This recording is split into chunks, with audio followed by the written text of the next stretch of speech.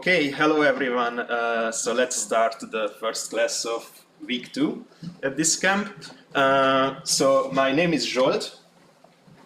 It's written like this. And yeah, I'm going to be teaching these classes during this week, and also I'm the one who prepares the contests for the afternoon during this week. So just a few informations. First of all, during this week, if you want to discuss anything, if you want to bring my attention to something specific, if you are curious about something that we talked about, or if you have any question in general, just feel free to talk to me. I will be around.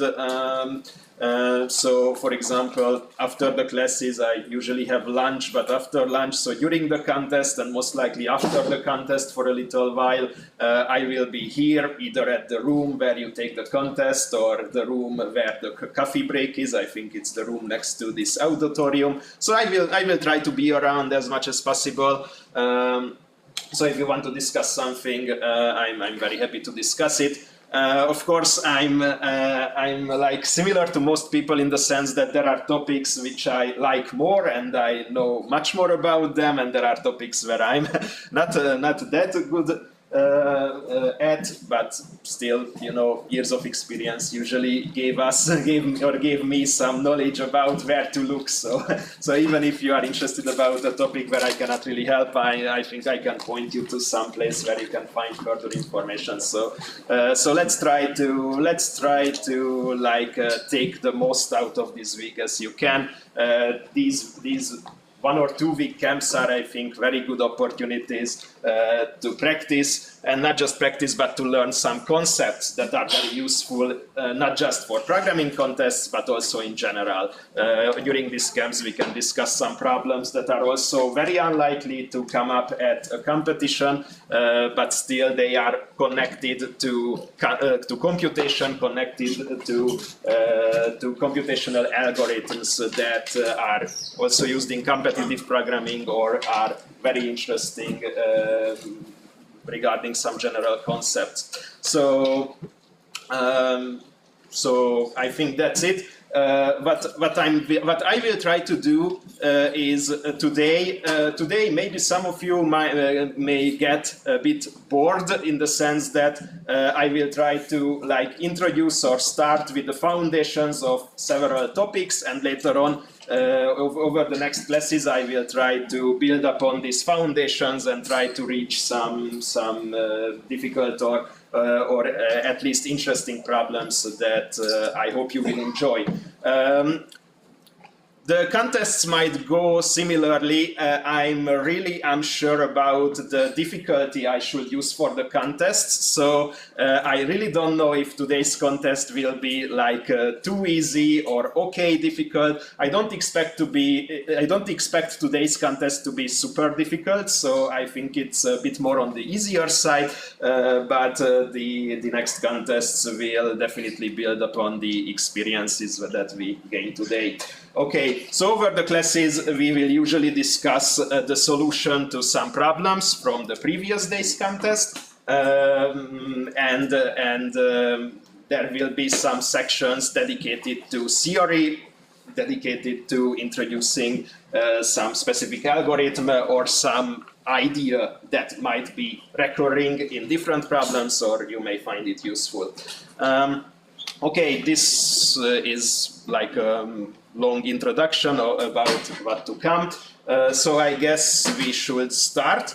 So as I said, for today I prepared multiple topics, but probably not on the high level. I also tried to discuss with Frank from last week about the topics he was mentioning or he was talking about. So hopefully I can also take over some of those topics and talk a bit more about them. Let's see, I'm also curious about how this goes. So, the one specific area that I wanted to explore during the week is the concept of flows and solving problems with or through modeling with flows. So, who knows what is the flow problem? I guess most of you encountered it. Okay, great.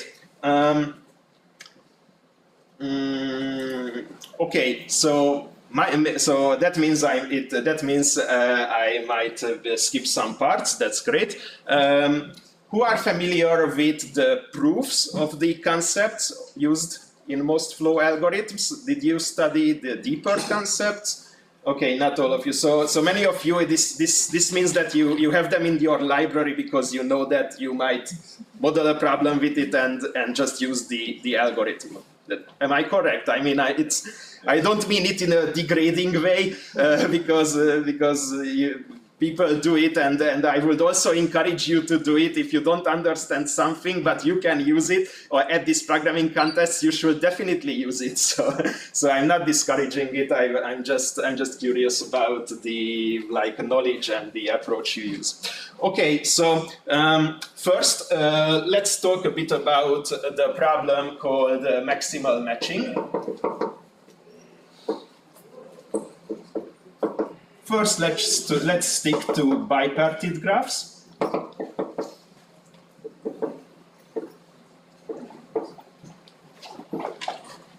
Okay, I guess I don't have to ask that who knows this problem. Okay, I think it's like the same set of people. So for this one, does anyone know an algorithm which you can prove that solves this problem? Okay, so the ratios I think are somewhat similar. So let's discuss it a bit. So let's consider a graph with some vertices and edges, and let's suppose that this is a bipartite graph. Okay. First of all, if you are just given a graph, do you know an algorithm that checks whether the graph is bipartite? Okay, I'm not going to put it on the whiteboard. You can easily come up with the main idea. You just essentially have to try to suppose that it is bipartite and label the nodes accordingly. So start from a node, mark it with one color, suppose it's in one component, and then do a breadth first search, and each level should be alternatingly in the two components. If you find a contradiction, if you reach a node that should be colored somehow, but it already has the opposite color, it's not bipartite. Otherwise, if you do this from all unvisited nodes, in the end you will get the bipartition of the graph. Okay, so if we have a bipartite graph, then we say that, so we call M a matching. Okay, let's use another wording.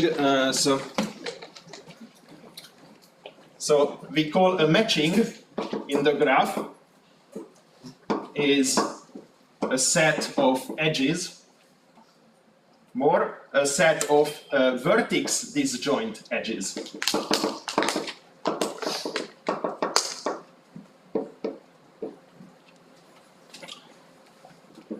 Okay, so let's put some nodes here, bipartite graph. Okay. So let's have something like this. Great, so you can, so for a matching, I will usually notate the matching by M. You can add edges that are vertex disjoint. So it's a matching in the sense that, each vertex can be an endpoint of at most one selected edge. So you can interpret it as if some vertex is matched or paired to some other vertex or not. So for example, if you select this edge, it means that you cannot select these two edges, of course, because these vertices are also are already adjacent to some edge. But for example, you can select this one. Okay, and for example, here you can arbitrarily like match a few of these vertices by selecting vertex disjoint edges. So this is how a matching looks like in general. Okay, and what we are trying to look for is A maximal matching is a matching M with maximum cardinality.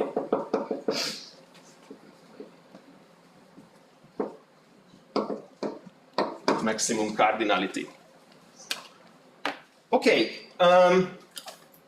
I don't know if you ever tried thinking about it, whether you can like solve this problem in some naive way. For example, you may think about, I don't know, trying to brute force through different selections of the edges, check if it's a matching, and try to reach the maximum. Okay, of course, this naive algorithm, it's easy to analyze. What is the time complexity of doing this? It's some exponential algorithm, because for each edge you can like add it or discard it, so it's like exponential 2 to the power of number of edges. You may try to think about some algorithm which actually iterates through all the possible matchings by stepping over the ones that are invalid.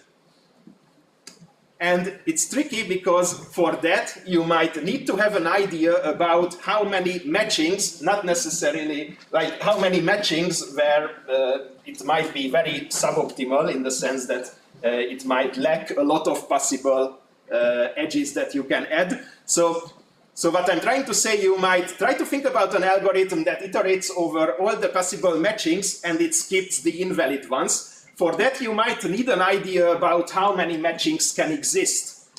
What do you think? Are the number of valid matchings polynomial? Who does think that it is polynomial?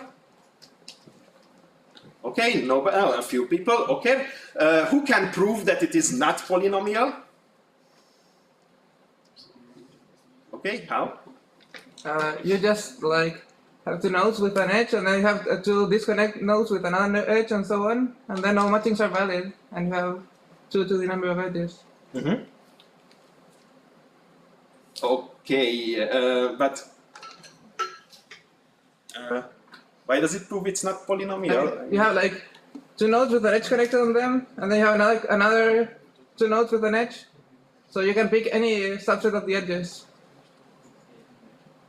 But I mean the number of valid matchings. So if you just pick a subset of edges. I mean, in that case, they are all valid since they are different components. Yeah, but it's not a one-to-one correspondence, right? Yeah. I mean, if you pick a subset of edges, you can fix it multiple ways to get a valid matching, right? No, I mean in that matching, like you build a graph so that you, all of your connected components only have 2 nodes in them. Okay. And there's an edge between them. Yeah, okay, I see. Okay, thanks. Yeah. Okay, who has another proof? There are multiple ideas that you can use here. Is the question the amount of valid graphics in valid matchings in any graph of this? I mean, yeah, for any graph, yeah, for every possible graph, is it polynomial in terms of V and E? Yeah, that's what I mean. I think no, because if you have all of the edges, then for the first one you have n possible, and for the second one you have n minus 1, so it's n factorial, right? Yes, actually that was my first idea as well. You can just consider like a complete bipartite graph where every node is connected to every other node. And for example, if you have n nodes on both sides,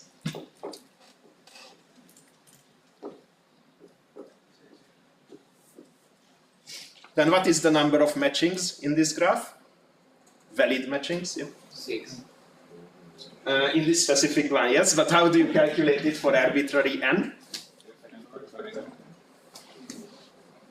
Actually not, that's the number of what? Not the matchings, but that's the number of maximum matchings. That's the n factorial just gives you a way to like select an ordering on this side, like 2, 1, 3, and say that each node will be matched to the node with the corresponding number. So n factorial is the number of perfect matchings. I didn't define it, but the perfect matching is a matching where every node is matched to some other node. What is the total number of matchings?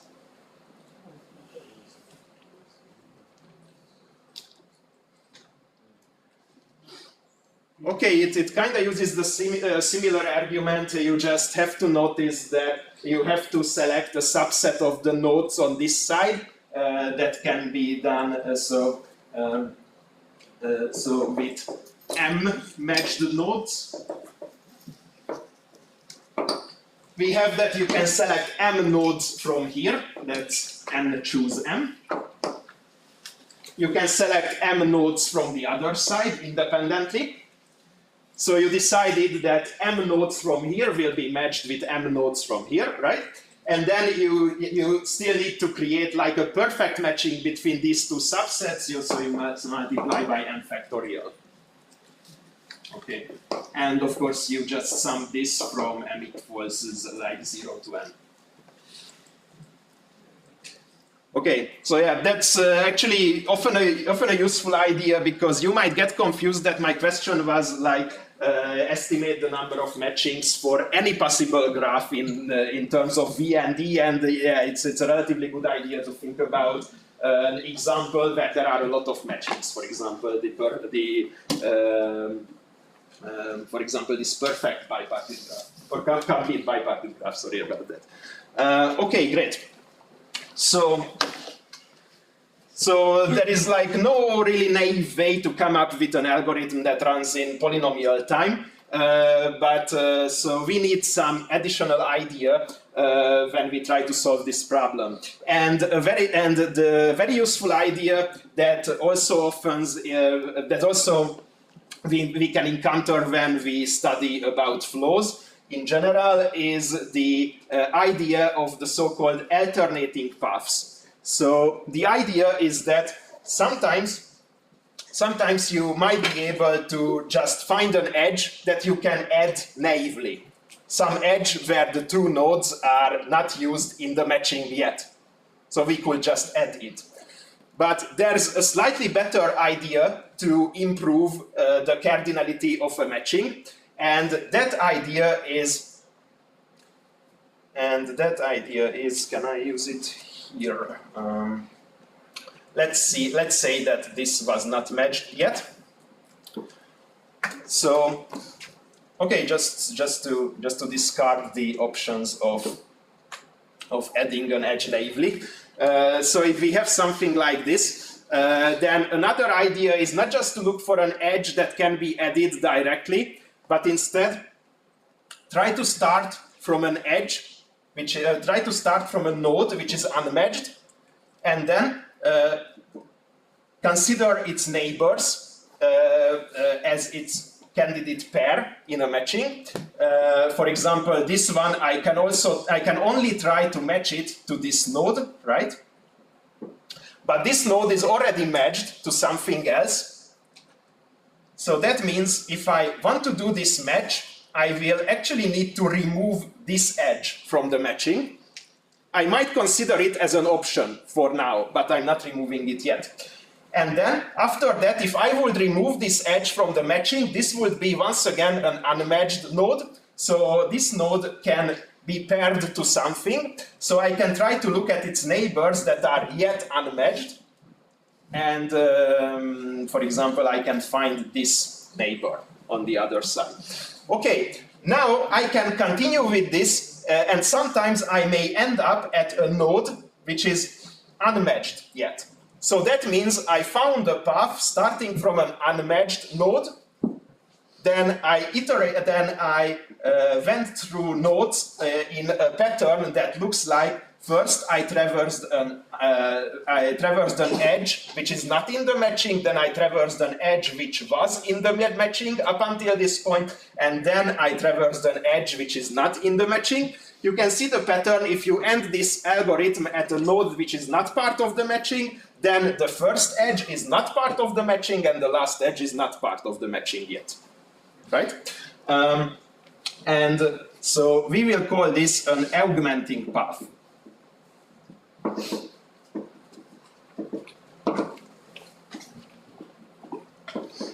Actually, auxiliary, we can introduce another idea here, which is simply just called alternating path. The alternating path is a sequence, is a path. Yeah, I can just use the idea of the path. Is a path. Is a path where the edges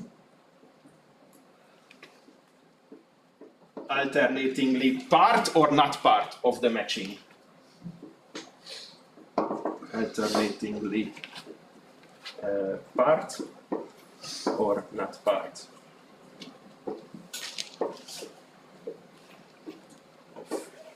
the current matching M. And in the augmenting path, it's just an alternating path. Alternating path where the first and the last nodes are unmatched. Or alternately, you could say the first edge and the last edge are not part of the matching, right? So if you have this kind of path, how can you improve your matching? With the two diagonals, right? Yes, you can then improve the matching greedily if you just look at this path that we found.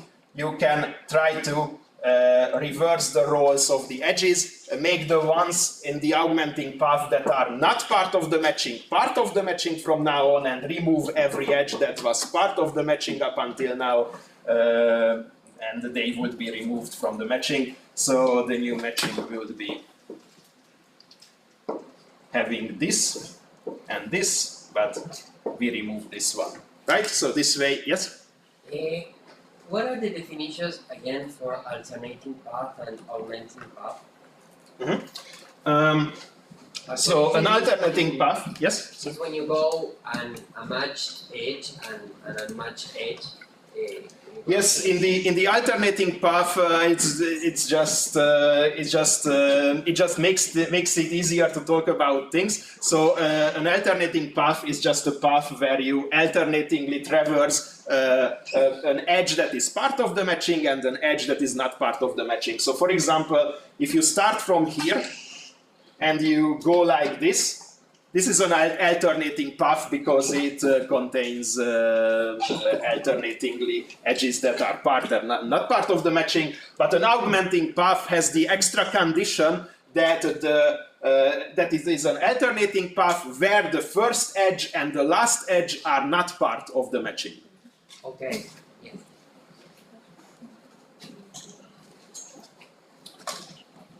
Okay, and yeah, in this case, it is guaranteed that if you flip the edges, if you add the ones not contained by the matching, but remove the ones that are that were already contained in the matching, it is guaranteed that you increase the cardinality of the matching by 1, right? Because if it was an augmenting path, the conditions guarantee that it had an odd number of edges where the first and the last one are not part of the matching, so you have one more edges over an augmenting path. If you think about it, this is not part of the matching, this is not part of the matching, this is not part of the matching. You must have an odd number of edges where you have more edges that are not part of the matching, so you can just flip this and obtain a better matching. Okay, so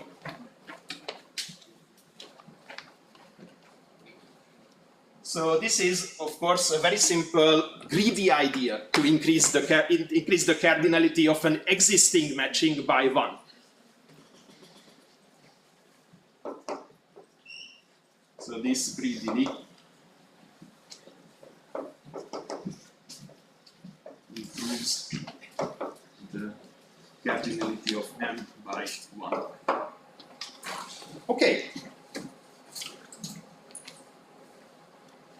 So it is tricky because similarly to other greedy algorithms in general, in many greedy problems, what you do is you come up with a greedy optimization and you prove or understand that if you repeatedly apply this greedy optimization from a starting state or from the state given by the statement or whatever else, then you will end up at the optimum, right? So we want, so the question is if we have something similar for the problem of max matching in the bipartite graphs, and it turns out that yes, if we have the following result. Okay, so you can understand that if you start from an arbitrary bipartite graph and repeat the method of trying to find an augmenting path, then you will at some point get stuck and you are not able to find an additional augmenting path. But the actual thing is that this algorithm or this approach is optimal in the sense that if you have a matching M, which is maximal, which is maximum matching, it is actually equivalent to saying that there is no augmenting path in M.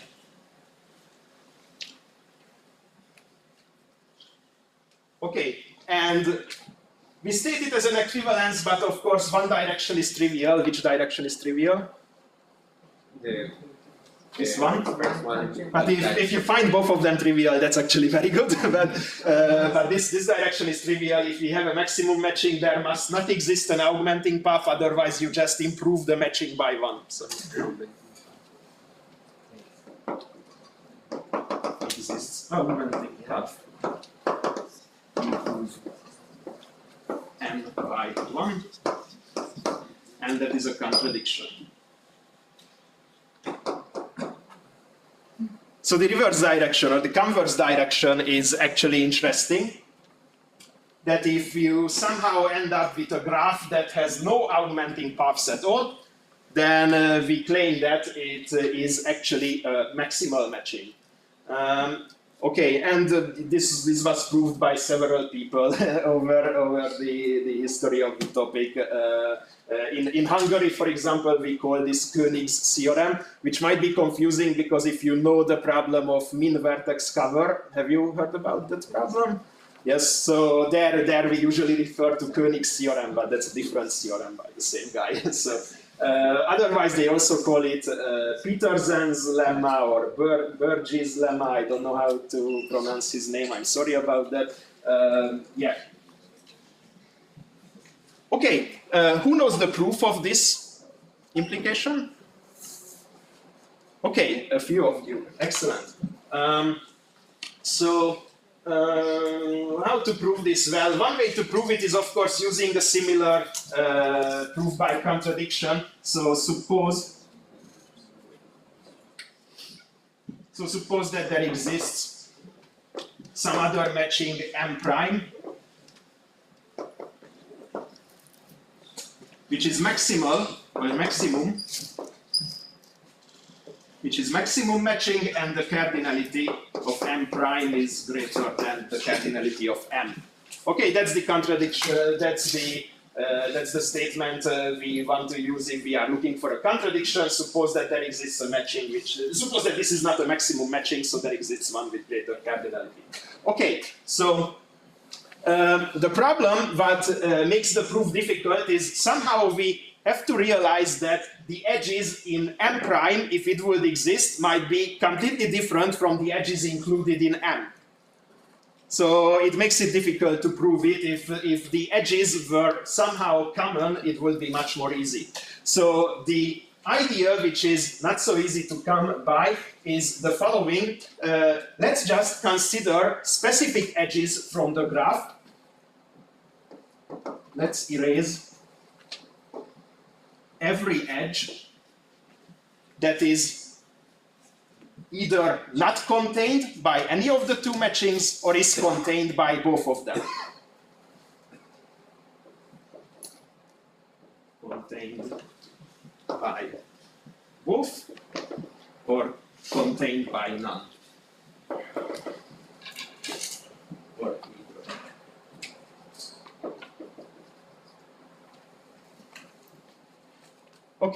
And the question is, what do we get after performing this?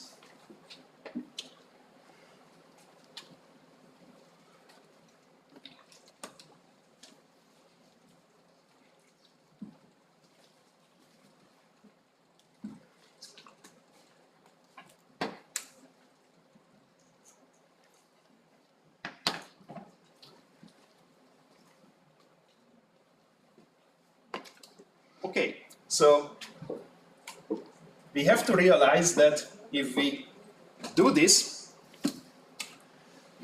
then what can be the degree of each node? It's either 0, 1, or 2. I heard somebody say it. It's either 0, 1, or 2, right?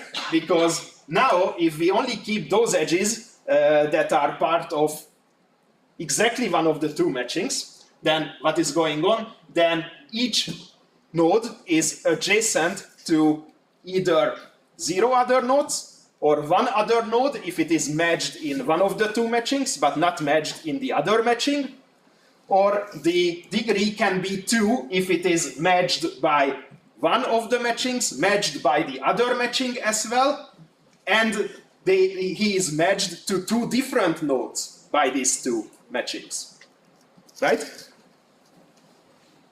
Okay, so there might be some node which is matched by one of the two matchings. Okay, this might be matched by one of the matchings to this, and if it is also matched by, and if we keep the edge, it is also matched by the other matching, but to something different. Okay. Note that if it was matched to the same one, we would have deleted this edge. Okay, sure, and let's suppose it's also matched like this. Okay, so we have a graph where the graph is bipartite and the degree of each node is either 0, 1, or 2.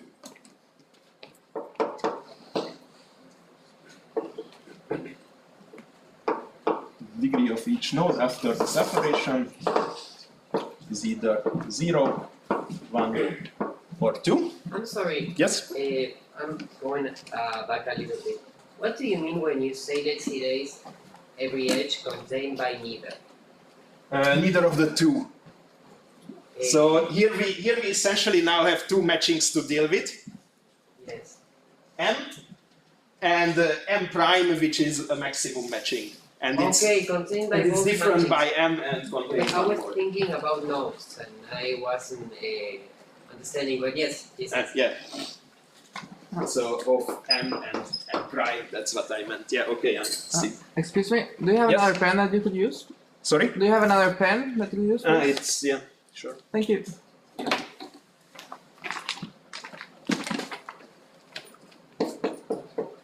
Better? Yeah. Okay.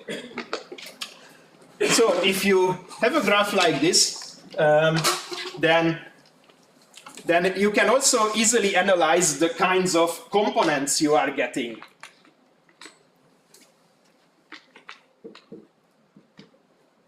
The components in this graph are either. So what kind of components can you get?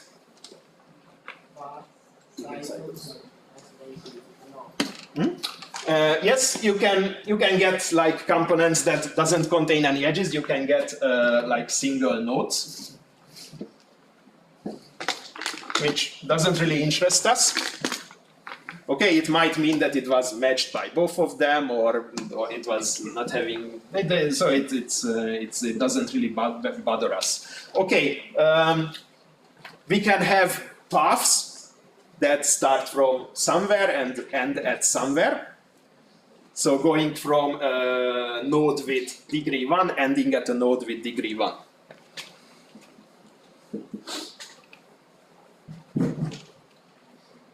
Okay, and we can have, of course, cycles. Now, since this is a bipartite graph, what can you say about the cycles? They are even cycles. They are even cycles. The thing that they are even cycles means that these cycles actually contain the same number of edges from one matching and from the other one, right? Because if you traverse a path in one component, you can only take edges from one matching and edges from the other matching alternatingly.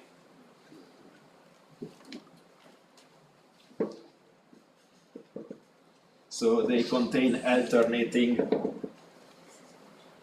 edges from one matching and edges from the other matching.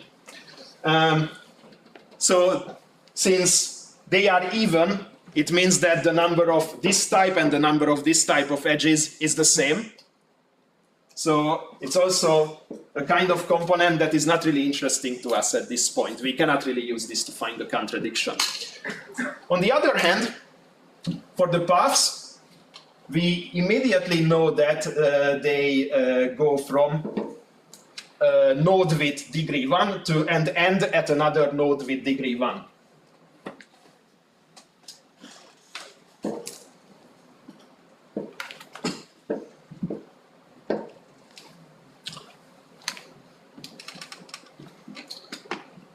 Okay. So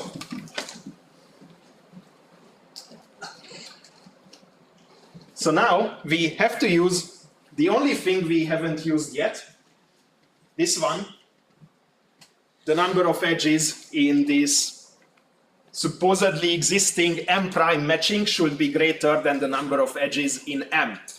So you see that in the case of a single node, we don't have to deal with edges. In the case of even cycles, we have the same number of edges from the two kinds of matchings in an even cycle. So with cycles, we cannot guarantee that one matching has more edges than the other matching, right?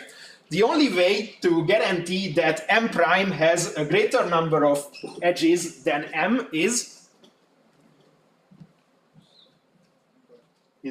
by a path. And what is true to this path?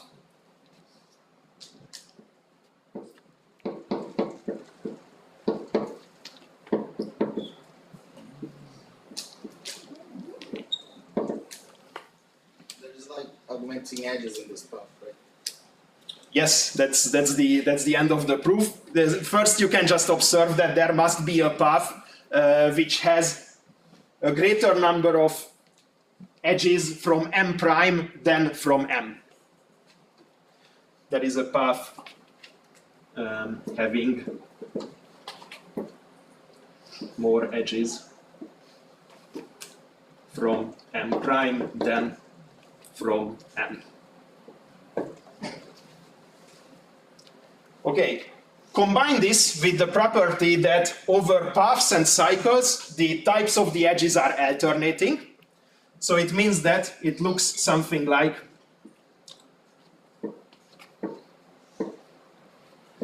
okay, if it has an even number of edges, then because of the alternating property, even for a path, you will have the same number of edges from one type and the other. Right? So the only way it can happen is that here is an edge from M prime, here is an edge from M prime, from M prime, and yes, and the last one must be from M prime, so there is one more edge from M prime than from M. Okay, and then, as you already said it, now we can finish the proof, because if there is this path, then notice that it is actually an alternating path in M. Not just an alternating path, but an augmenting path in M. Why is that? Since we have this edge here, it means that there was no edge in M between these two. Otherwise, this edge would have been deleted. Okay, that's the last thing you have to notice. So this is not in M. Okay, so this is not in M, this is not in M, so this is So this is an augmenting path in M. So it means that there exists an augmenting path in M, which is a contradiction. Because in this direction, if you forgot, we started from stating that there is no augmenting path in M, but there is a matching greater than M. This is a contradiction. Okay, actually understanding this proof is like a very key concept in also in solving more difficult matching problems, but also in understanding how flows work in general. Okay, the same idea is used by a lot of flow algorithms to improve the size of the flow. So this idea is often reused, of course. Okay, any questions to this? Yes? So you use the fact that the graph is bipartite to conclude there are no even cycles, right? Yes. I mean, every cycles are even, yes. Yeah. Yeah, couldn't you have proved the more general statement, like for any graph, since the graph we obtained by taking the symmetric difference of the matchings, it had like every edge colored either with one color from a matching or the other color from the other matching. Since it's the two coloring of the edges, all cycles must be even, right? Even if the graph's not bipartite. I mean, what I'm asking is like, the same proof works for the general case, right?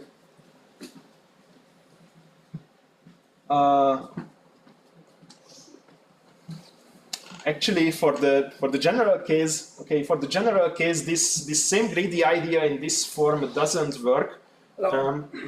Yeah, but the theorem still holds, right? Matching. So you mean just this very statement, right? Yeah. That if there is no okay. Let me think. So.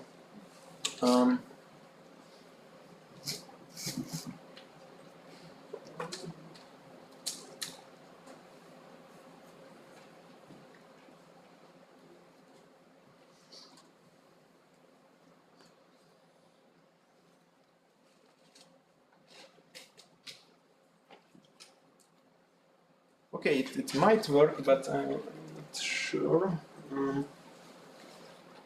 I mean, the only part we used the fact that the graph's bipartite was there, but since the edges are two colored, it holds for general graphs too, right? Yes, I mean, I think yes. I don't see why it doesn't work right off the bat. So,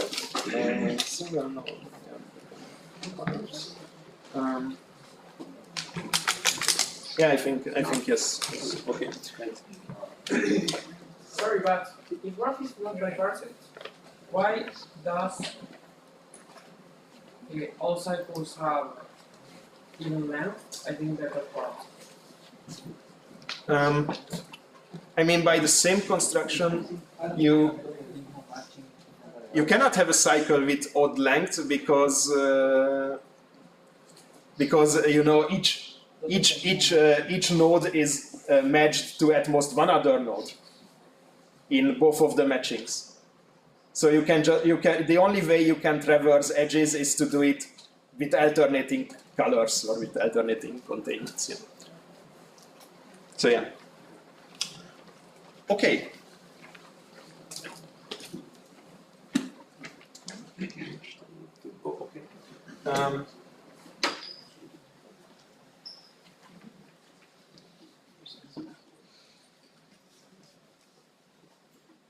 Okay, let's quickly just discuss how to turn this into an algorithm.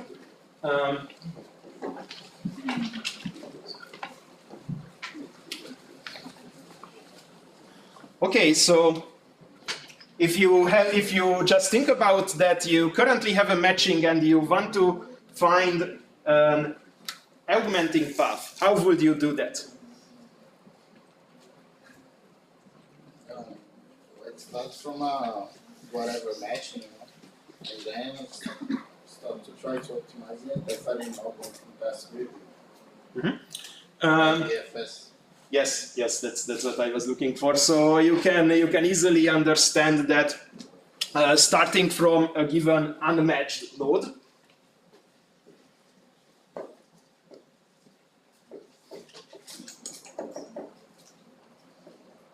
starting from a given unmatched node on one side. You can check if there is an augmenting path starting from this node. This aug from this node. And this particular problem where you start, when you have a matching, you start from a given unmatched node and you have to check if there is an augmenting path from this. It can be solved by a relatively simple DFS, or you may consider a BFS, but DFS is like the more common way to implement it. So it's a simple depth first search, because you just need to consider each edge going out from you. And if you, in the current step, if you find an endpoint that is unmatched, then you immediately have an augmenting path, and it actually occurs over any step of the DFS. If you are currently in the component, in the bipartite component on the same side as you, and you find an adjacent node which is unmatched, then that is the end of an augmenting path. Okay, and so that is one idea that you need. The other idea is if you traverse an edge from you, for example, which goes to a node that is already matched, you can just go back to the same component with the to the matched node and continue recursively. Okay, so from you, try neighbors of you. If neighbor unmatched, if neighbor is unmatched, we found the end of an augmenting path.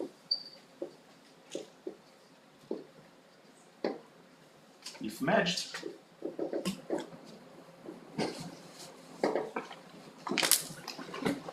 because from the pair of the neighbor. Okay, and of course, for it to not take too long, notice that if you completed the DFS from a node, and then you reach this node later on from somewhere else, then you don't have to consider it again. You already know that from this node you cannot end an augmenting path. So this way you can guarantee that each node is visited at most once. Okay, and in order to implement this, well, the simplest way is like realizing that you just have to know if some node was visited from one component, and you just have to maintain the matching or the reverse matching from the other component. Okay, so for this particular algorithm, it is enough to just use like two arrays. Okay, here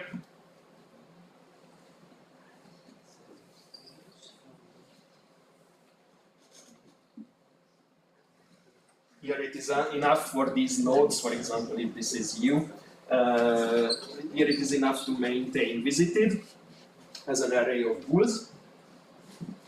And here it is enough to maintain an array which tells if this node is matched and to which other node is matched to.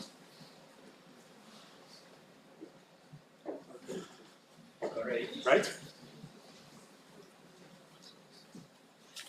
Okay, so one search like this requires a depth first search that may traverse every edge. So this is like OV where V is the OE where E is the element of the edges. Okay, great. So the first idea that you might come up with is, well, what we proved is if we currently have a matching and we cannot find an augmenting path, then we are done. Then we have the maximum matching. So the very naive way to do it is, of course, always try to do this from every vertex in one of the two components. Right? Now that has, what's the complexity of that approximately?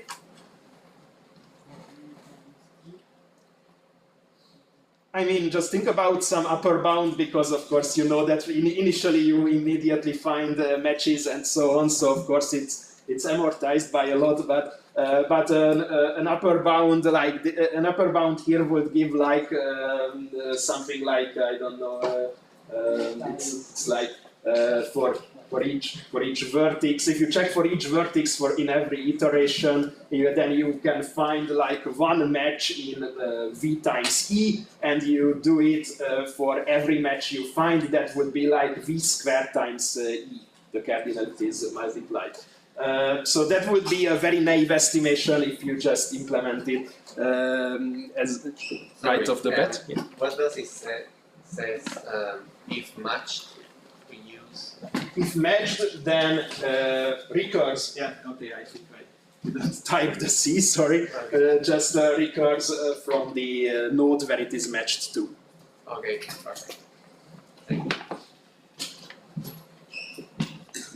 Okay, because you may think about that, okay, even though if there is a path, like there is a path we traversed already to here, the problem is the same. Don't consider this and just try to find an augmenting path from here. That's how you can recurse. This Okay, is yes? complexity B times E. Yes, you can actually do it in complexity V times E instead of what I just told you. You just have to notice something, and even if you don't notice it, you might end up implementing it in such a way that it runs in O V times E, of course.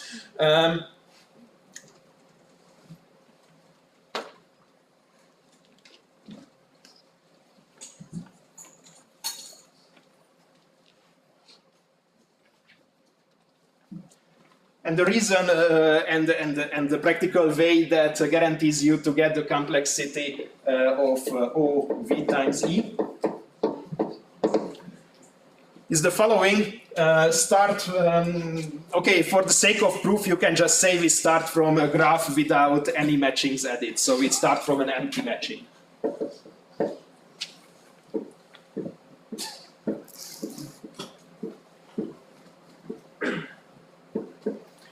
Okay, and we iterate the nodes on one component in some order. Okay, and we try to find an augmenting path from each node. Okay, and I claim that it is enough to consider every node once. And the reason for that is the following.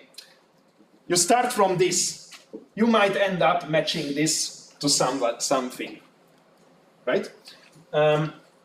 Okay, next, you start from this.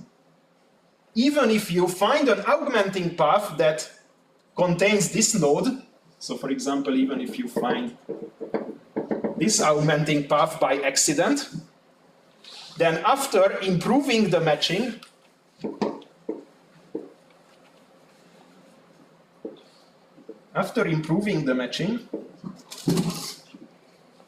like this,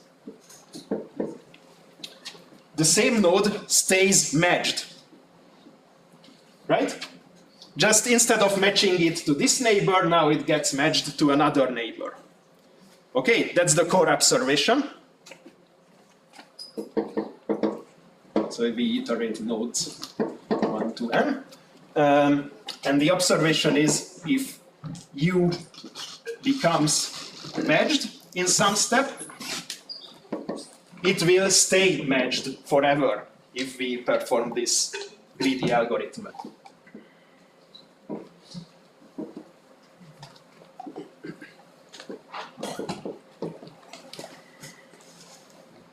Okay, and what else?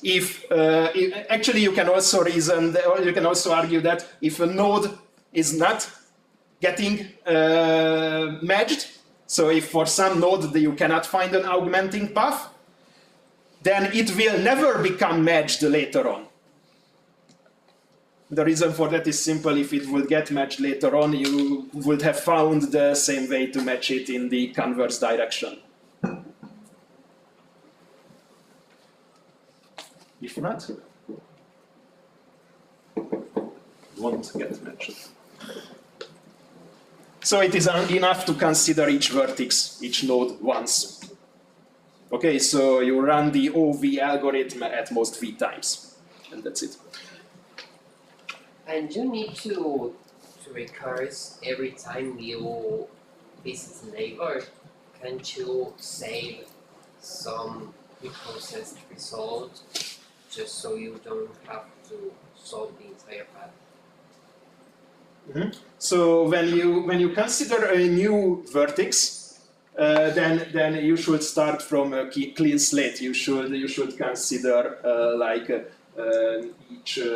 each node once again, because it might be part of an augmenting path, irrespective of it being already matched or not or anything like that. On the other hand, of course, during this recurrence, if you finish DFS from one point during recursion, then you reach the same node again, you can just skip it. So the validity of this visited array is just for a single try to find an augmenting path. So you have to reset this between every DFS call, and you of course always keep the current matching. Okay, so of course in many cases these algorithms run faster, and you can also give it a boost by finding an initial setup. It's the same with flows, it's the same with matchings. If you just very greedily find a matching without trying to find augmenting path, for example, in practice it might run much faster. Okay, actually there are theorems about this, but they are a bit tricky to prove, so they are usually proved in papers that are not so trivial, so I don't think we need to dwell into that. Yes? Sorry, why do you say there, if my neighbor is unmatched, that for sure exists an augmenting path ending there? I don't understand it. I started, so by neighbor, I always refer to a node on this side, right? So I started in the very end from an unmatched node here. So the very first edge over my currently traversed list of edges is unmatched. And if in the end you step to a neighbor which is unmatched, then the last edge you traversed is also not part of the matching. So you will have a path that starts with an edge that is not part of the matching, and the last path you traversed is also not part of the matching. This is an augmenting. Okay, so the question is, does anyone know, or it's also enough if you have it in your library, an algorithm that has better guaranteed complexity for maximum matching? What's the name of the algorithm? For example, Hopcroft-Karp is one way to do it. There are multiple ones, but we usually recommend using that in a library because the other methods are a bit stranger. Okay, so actually to find an improvement and to understand the other algorithm called Hopcroft-Karp, I also am having trouble to pronounce it. It is actually worth first considering the other problem that I was already referring to, which is the problem of finding the minimum vertex cover.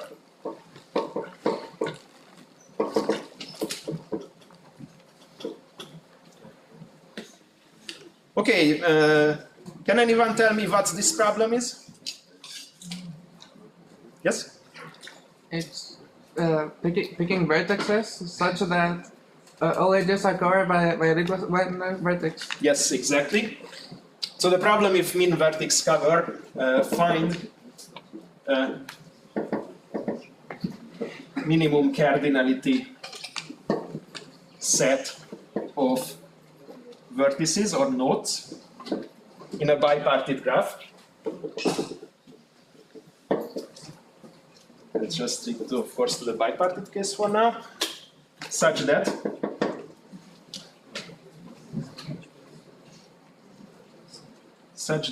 all edges are covered in the sense that if we take every edge adjacent to the selected nodes, it contains every edge in the graph. Okay, so for example,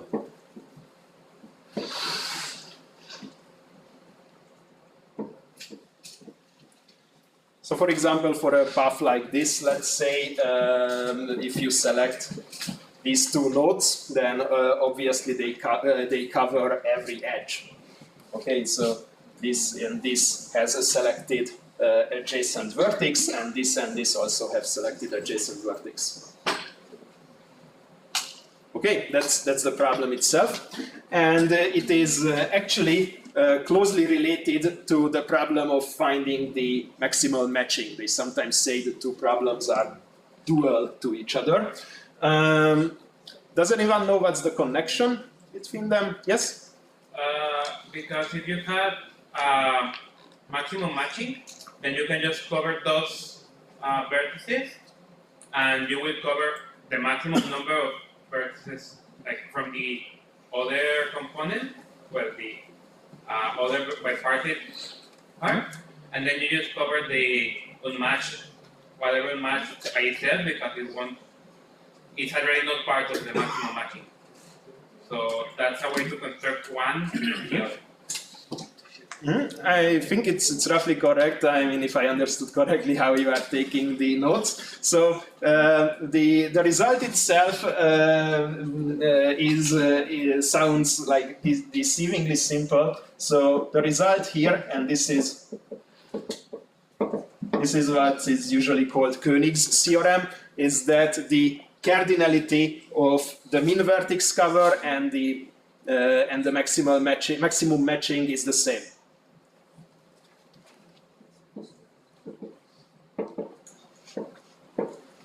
So cardinality of max match is the same as the cardinality of min vertex cover. Okay, and actually the proof itself is kind of constructive in some sense, because we can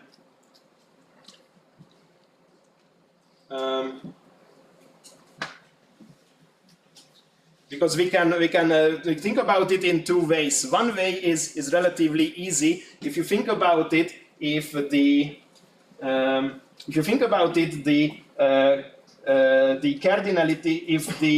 cardinality of the max matching would be less than the cardinality of the min vertex cover. No, I think I wanted the converse way. If the cardinality of the min vertex cover is less than the cardinality of the max matching, that can be proved by contradiction. We can construct a min vertex cover, and I will show you how in a minute, that has the same cardinality of the maximum matching.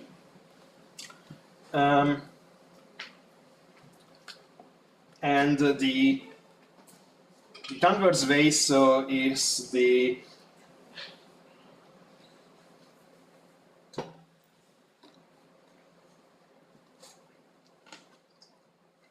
if the cardinality of okay, I lost it for a second here. So if the cardinality of the maximum matching is less than the cardinality of the min vertex cover, how to prove that?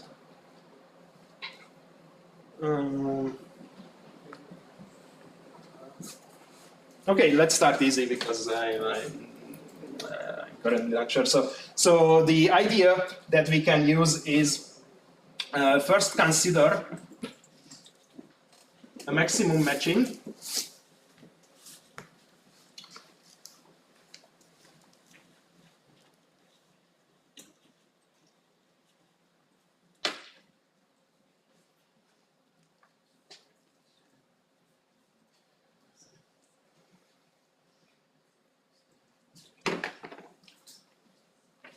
Okay, so if we first consider a maximum matching,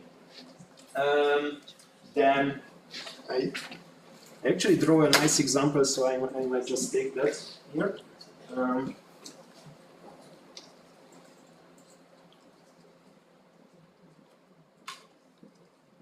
This is an edge. Okay.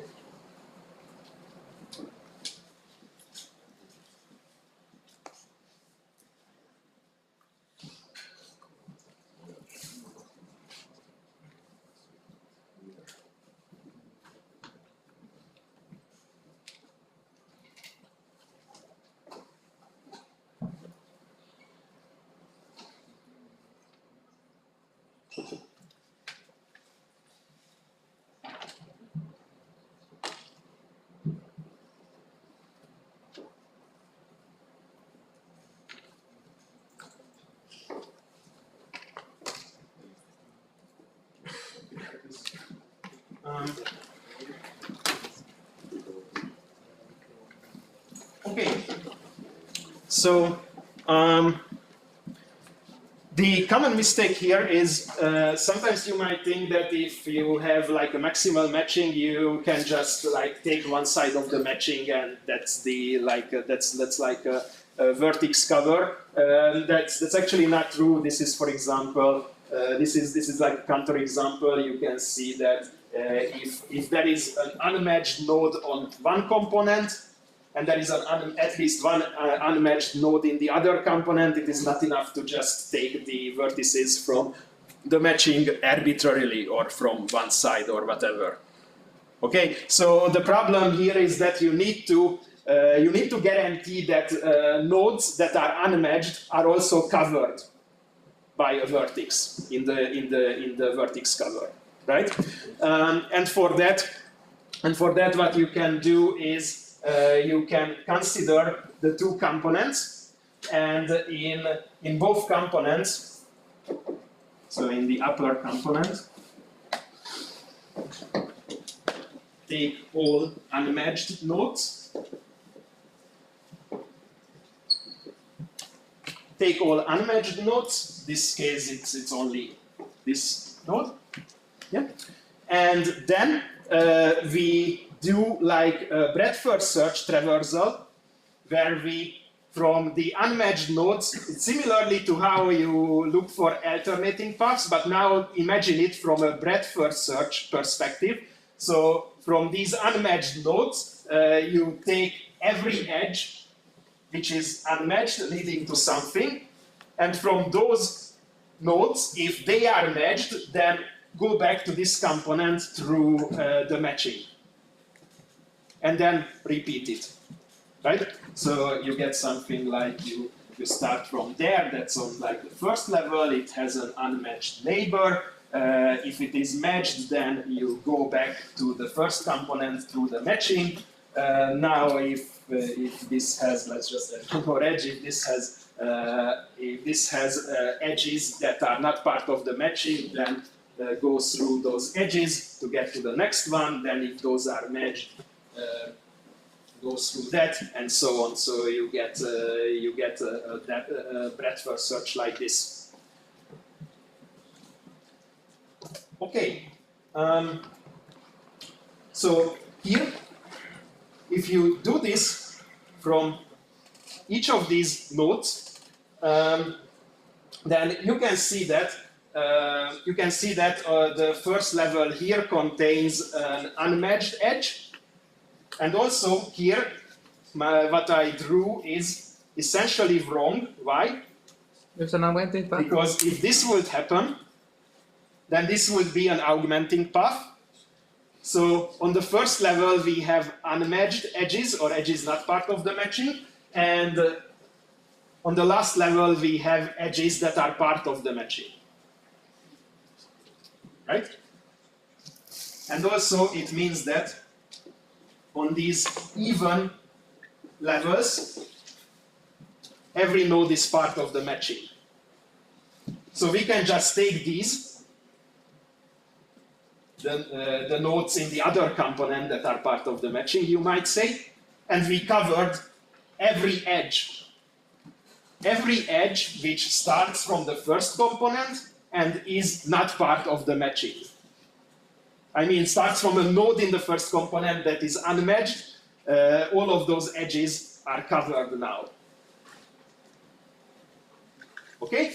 And then we do the same from the other component. So for example, by this method, this edge won't be covered because we don't reach this vertex, because then we would have an augmenting path. Okay? So we have to do this from the other component as well. Same from the other component.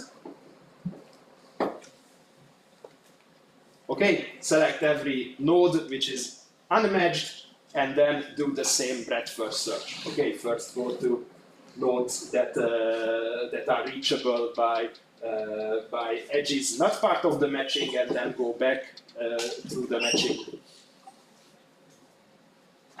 Okay, and by the same argument, this way we can cover all of the edges that are not part of the matching, but start from a node in the lower component which is unmatched. Okay, and of course it's easy to see that you cannot traverse the same matched edge both in the first phase and the second phase. Otherwise you would have the same kind of augmenting path. So that would mean, once again, you would get from a node through an unmatched edge to ending at an unmatched node through this edge, and you will get an augmenting path. It's all the same. Okay, so this is what you do, and this way you divide all these pairs of matched nodes into two disjoint sets that give you a vertex cover. It's a vertex cover because we already said that every of these edges will be covered, either this phase or this phase. Okay.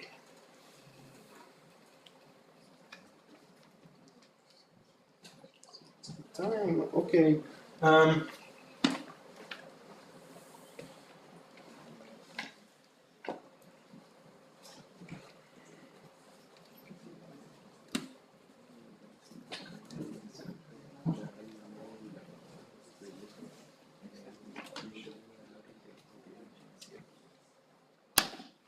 Okay, actually I don't want to cheat. What does this prove?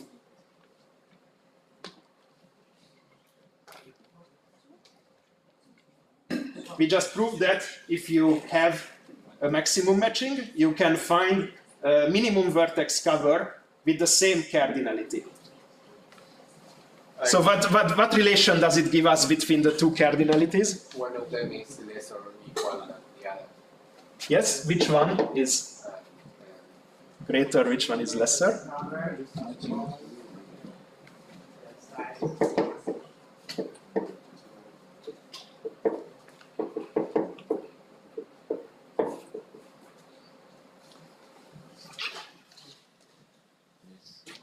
It must be this, right? Because we know that among the vertex covers, there is always at least one with this cardinality. So this is either less or equal. Okay? What about the converse direction? Every edge in the matching. Just a second.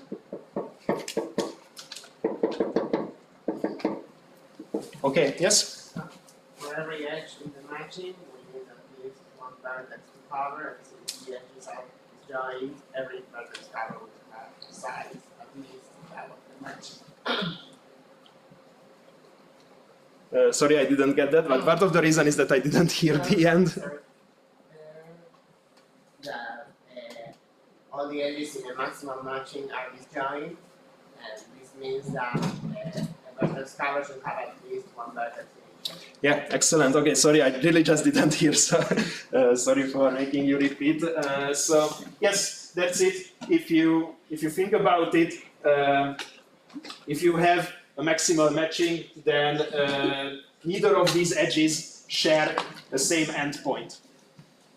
So it means it is not possible to cover the edges of a max matching by less vertices than the number of matched vertices. Okay, because then there will be at least one vertex in the max matching. There will be one vertex in the max matching where the edge in the max matching is not covered by anything. So yeah, it's excellent.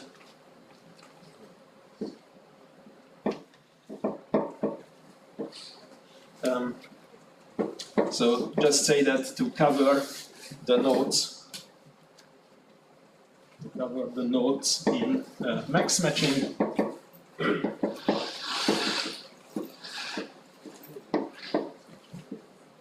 need at least number of max match nodes selected. Okay, great. Yes, so this way we finished the proof of this theorem. Okay, so does anyone know how Hopcroft-Karp method works for finding the max matching?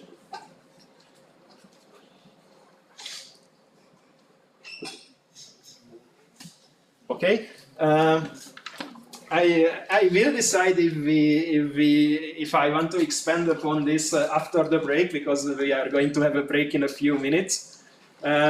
Just to give you the main idea is we actually want to utilize something similar idea like this.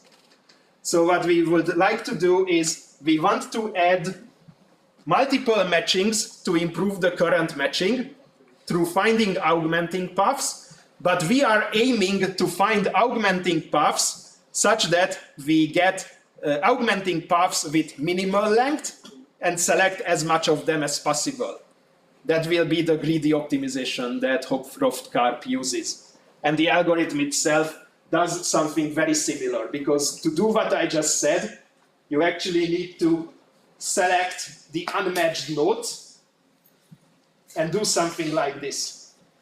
And what is missing is then you will find augmenting paths with nodes ending at some depth. So we have to kind of think it over, that if we do this iteratively, then if we get something like this, just we do it parallel from each unmatched node.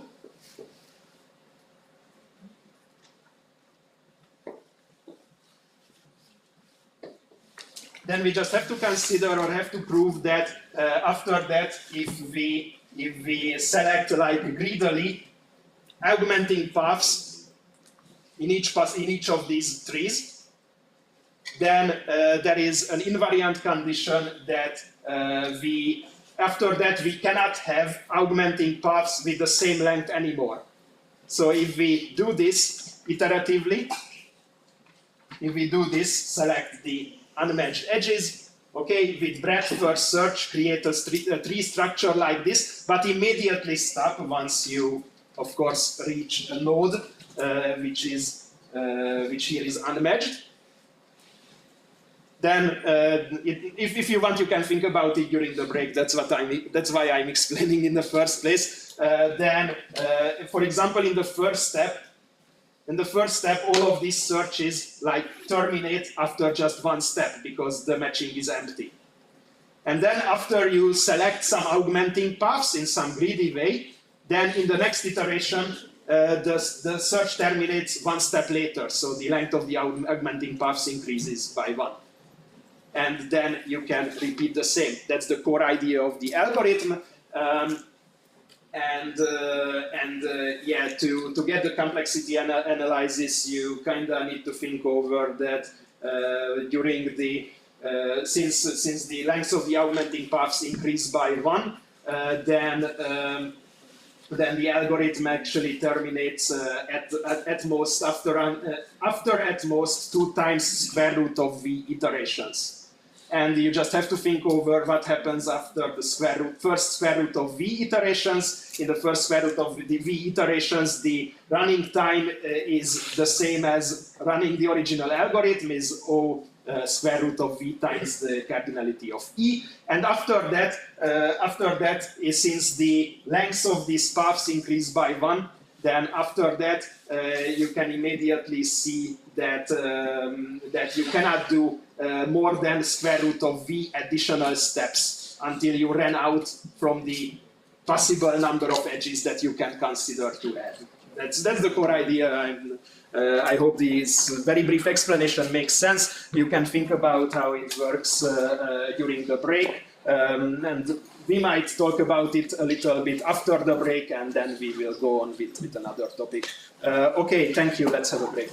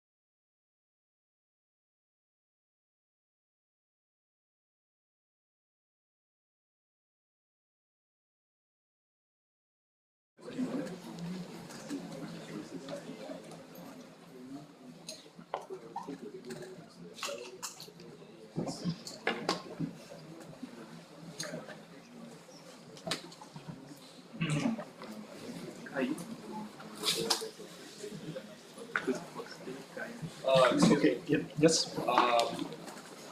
So how do you properly pronounce your name? It's Jolt. Um, Everyone together. like I don't understand like the second letter thing. Yeah, and it's ZS because that's a Hungarian double letter, but it should do something like ZHOLT. It's more like an English Zolt, something like that. I don't know if you know Russian. It's like Jolt. Yeah, that makes more sense. Okay.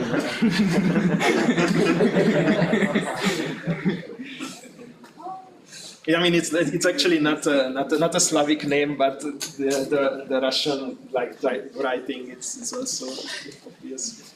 Yeah.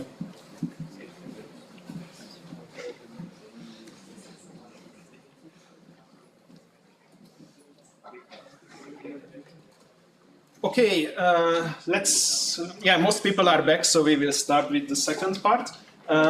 So I checked briefly, and actually the description of how Hopcroft carp works is like very clear on Wikipedia. So what I'm going to do is I just very briefly explain the algorithm. I already told you, maybe I will repeat the main idea to prove the complexity. It's actually relatively easy to work out on your own. If you want to, you can easily just read it. So I wanted to start some other topic today so we can have the groundwork for tomorrow. So let's just do a shortcut here. So as we mentioned before the break, there is an algorithm. There are multiple algorithms that improve the complexity of finding the maximum matching. There is one specific which is usually recommended to use. This is Hopcroft.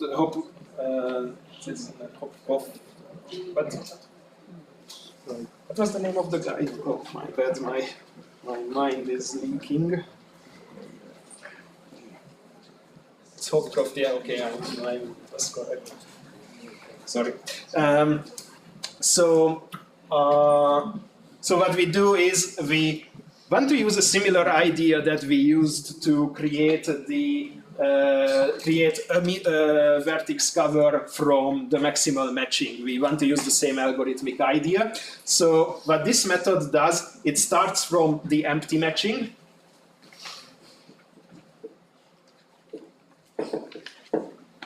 Okay, start from the empty matching, and then using the unmatched nodes from one component, it will try to create a similar tree structure.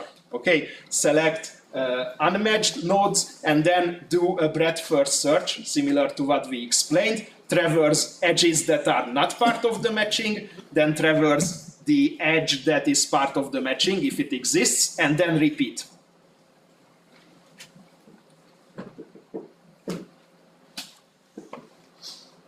Do the same BFS as for constructing vertex cover. Okay, the only difference is that we want to ensure that we are finding and creating augmenting paths that increase in length in each iteration. And for that, we are going to cut this BFS on the first level where we find unmatched nodes. I mean nodes from which we cannot go back to the first component through a matching. Okay, so we essentially start on the level where we first encounter an augmenting path. Stop. On the level of first augmenting path. Okay, it would mean something like in the first iteration, of course, you will select like every node, which is because everything is unmatched, and then you go with the BFS to the other component, and you immediately stop. Okay, after that, what we do is we select the leaves that we encountered.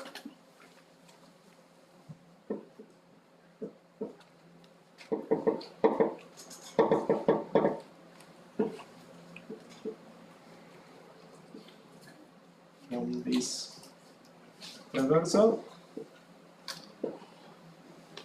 Okay, and from these leaves, we will select augmenting paths that go to the roots of these BFS traversals. Select augmenting paths using the same depth-first search algorithm that we used for finding augmenting paths.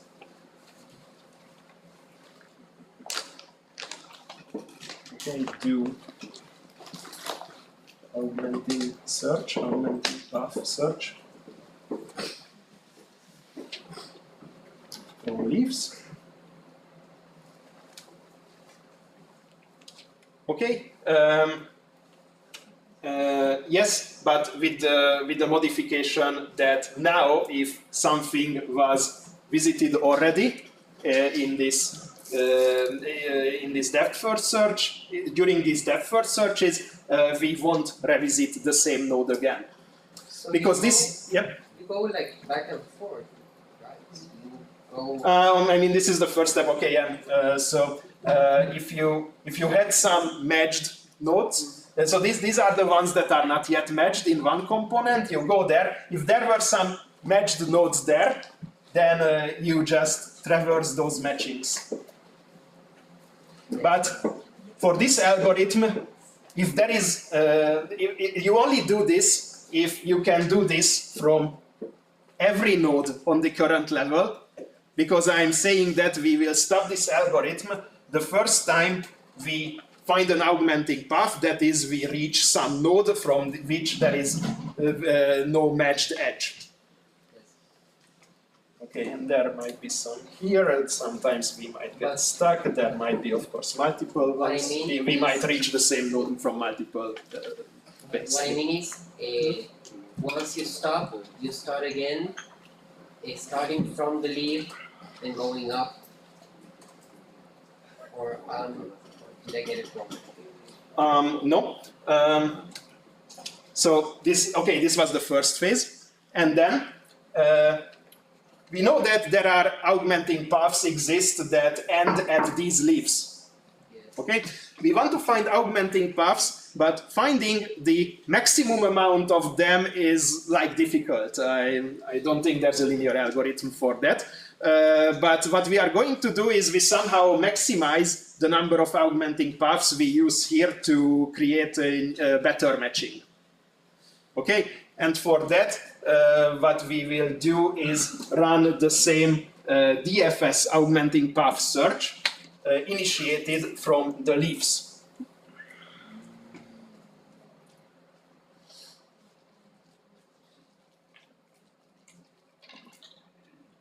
Okay, yes, and I think if I understood your question correctly, it essentially it essentially doesn't matter that it essentially doesn't matter that you consider for this DFS this kind of structure or the original graph, because if in the original graph there would be something else existing here that would contradict the fact that how this BFS structure is constructed.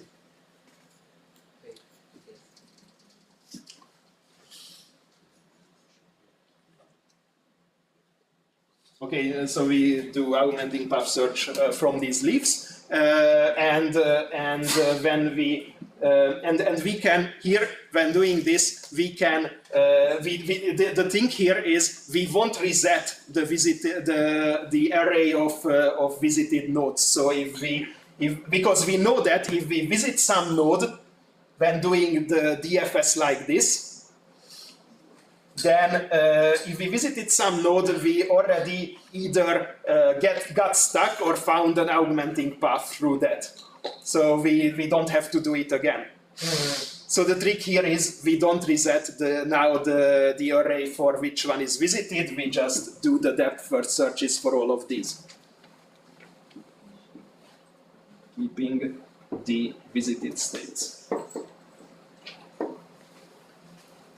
Okay, and essentially that's the end of the algorithm itself. The rest is just thinking about the properties and the complexities. Okay, and so for that I recommend you to read up on it. But if you have any questions about it, just come to me whenever and discuss. Okay, because it's a topic you might be interested in exploring. The Wikipedia explanation is, for example, very good for this particular algorithm.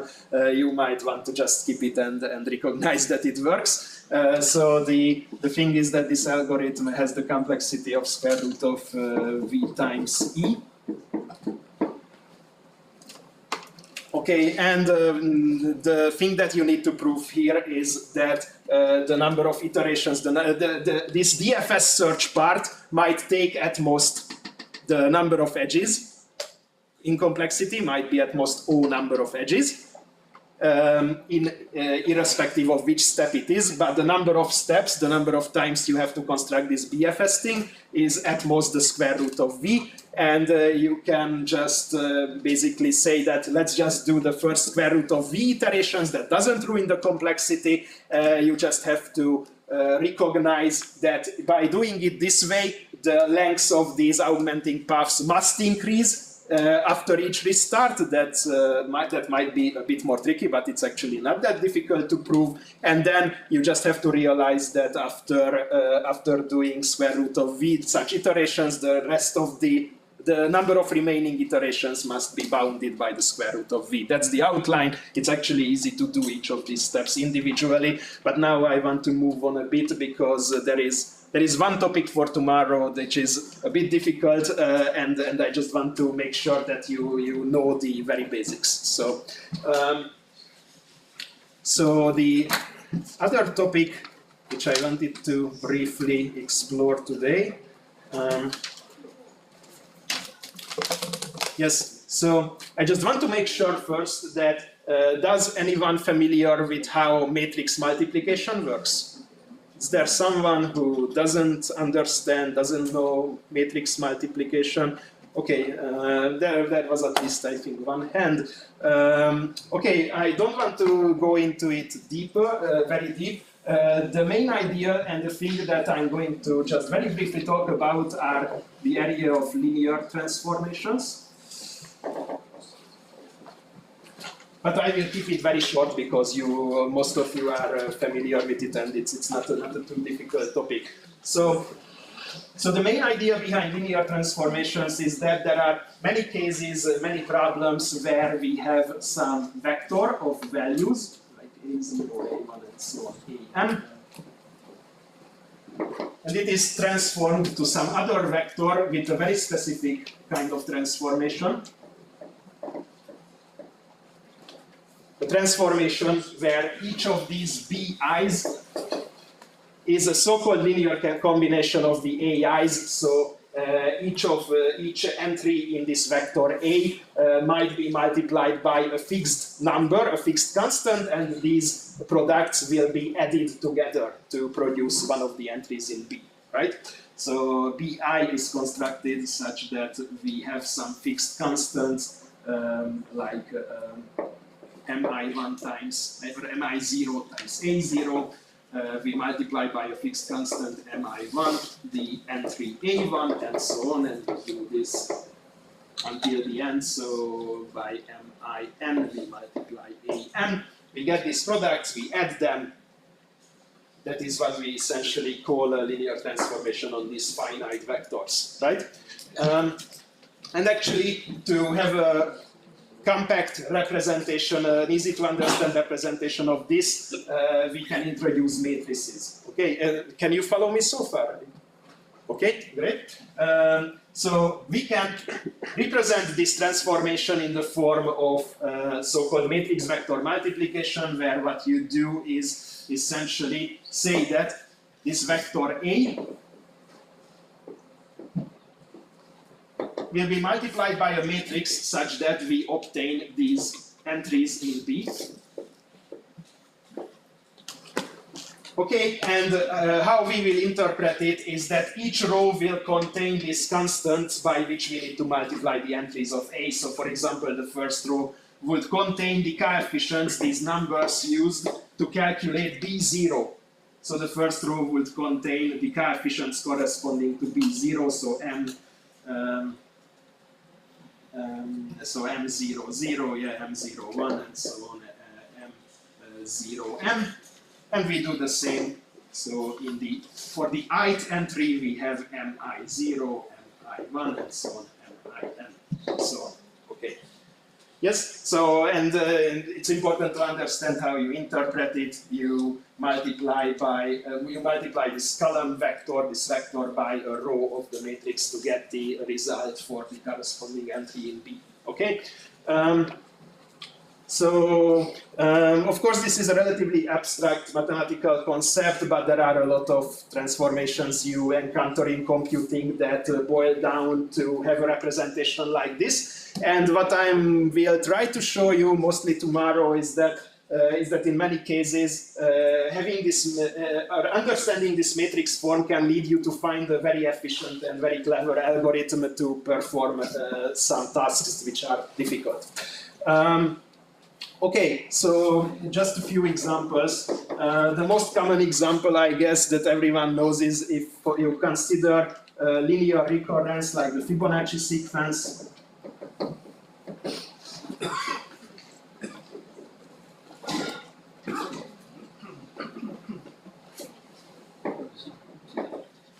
Okay, then this is actually a linear transformation, or can be turned into a linear transformation. Is anyone who is anyone here who is not familiar with this? Okay, great. So just remember that the main idea is if we have two consecutive entries in the sequence, then we want to keep two consecutive entries in the sequence, right? So on the one hand, we have to compute the new entry, which is 1 times f0 plus 1 times f1, and we want to maintain, we want to drop the first element, but want to maintain the rest of the elements, so we keep f1 in the first row. Okay, and this immediately gives us some ideas that if you perform this transformation repeatedly, then you might perform it by multiplying the matrices first. Okay, multiplying the matrices is the same transformation performed column-wise for the second matrix, for example. You can interpret it like that. And you can compute a Fibonacci number with a high index.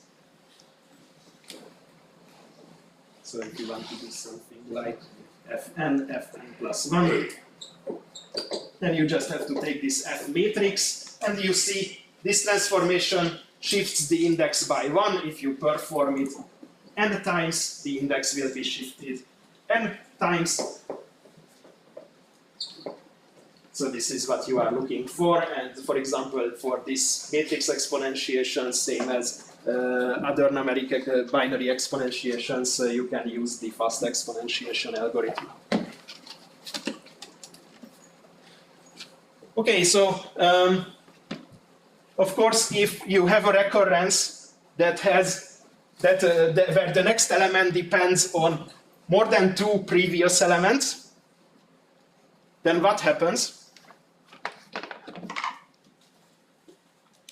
You get a linear matrix. Yes, but what's the size of the matrix if it depends on the previous n elements? N squared. Yes, it's an n by n matrix or an n squared size matrix. Just note that if you have some a0 and so on, a n minus 1, let's say, then the matrix of the recurrence is something like, okay, you maintain the elements from 1 to n minus 1, so you do something like this, right? This just selects A1, this just selects A2, so we skip A0 and keep the rest. Finally, we keep an minus 1, and for the last entry, we compute the next term in the recurrence, so here we just add the coefficients from the recurrence, right? Something R0, R1, and so on, Rn minus 1.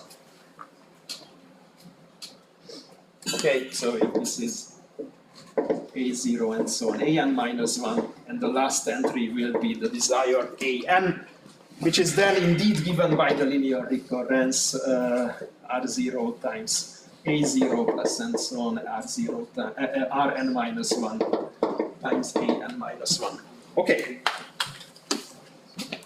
Okay, so what's the naive complexity of performing this exponentiation? If you want some element which has a high index.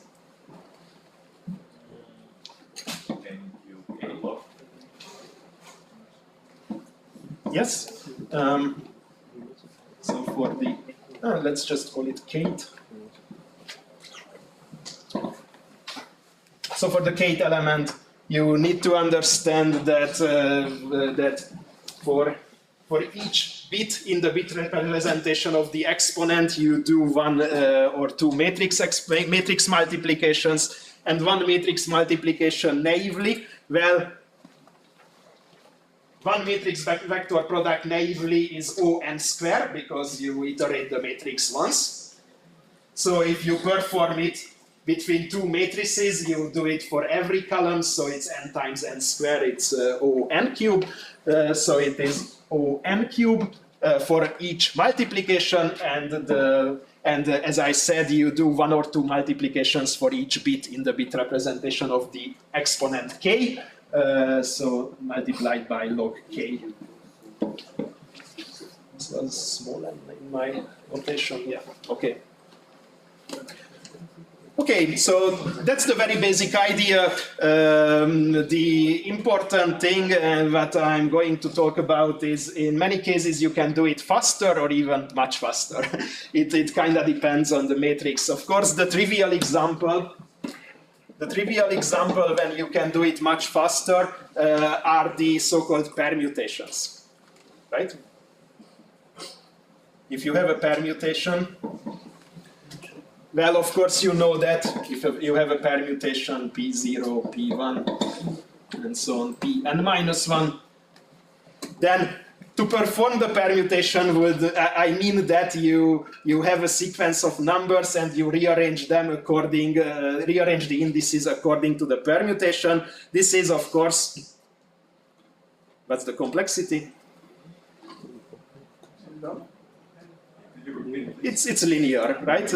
I mean, just doing one reordering based on the permutation, it's linear. You just create like a new array, put everything to its place.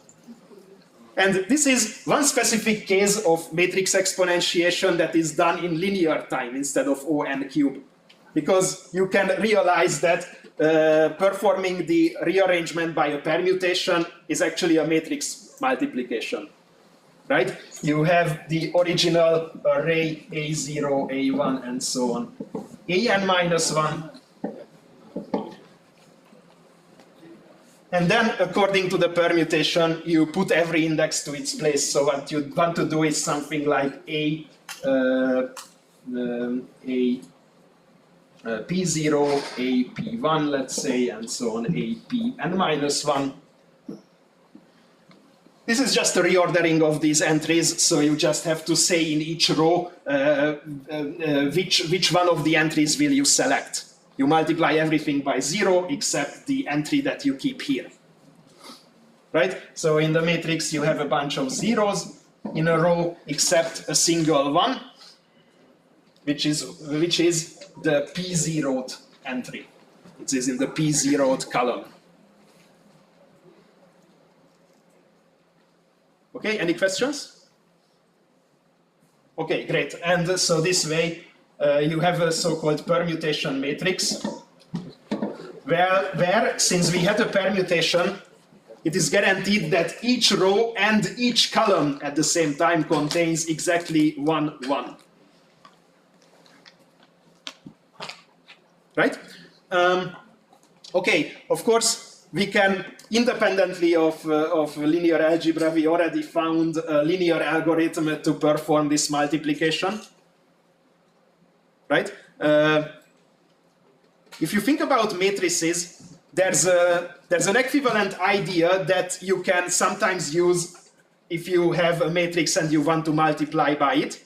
And it is the simple observation that if you want to do this multiplication, I said that in the worst case you multiply by everything once in the matrix. You iterate the elements and multiply by them. If you just keep the zeros, in your representation and do the multiplication by the non-zero elements, you just have n number of ones, and the rest are zeros. So this is also On. If you don't do it naively, but recognize that a bunch of elements are zeros. This is often used if the matrix is a so-called sparse matrix, which essentially means that the number of non-zero elements is less than O(n) cube. Then you can just, less than O(n) square, my bad. Then you can just do something like this. Okay. Yep.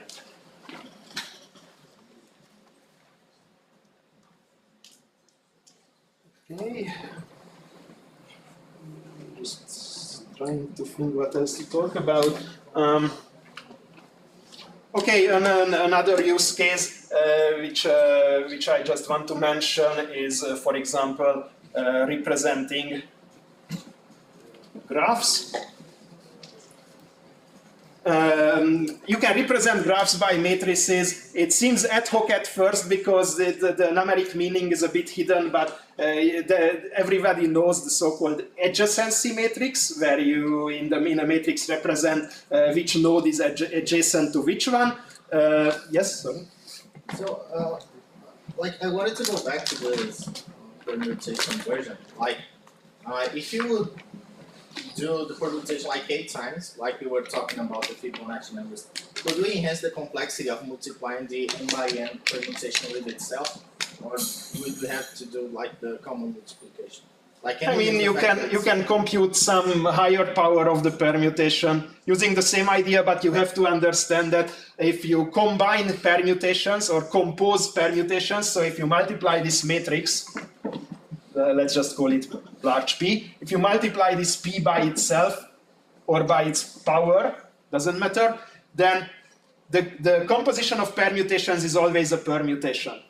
So you can immediately see that these powers of P are also permutations, so they also have just n ones and otherwise zeros.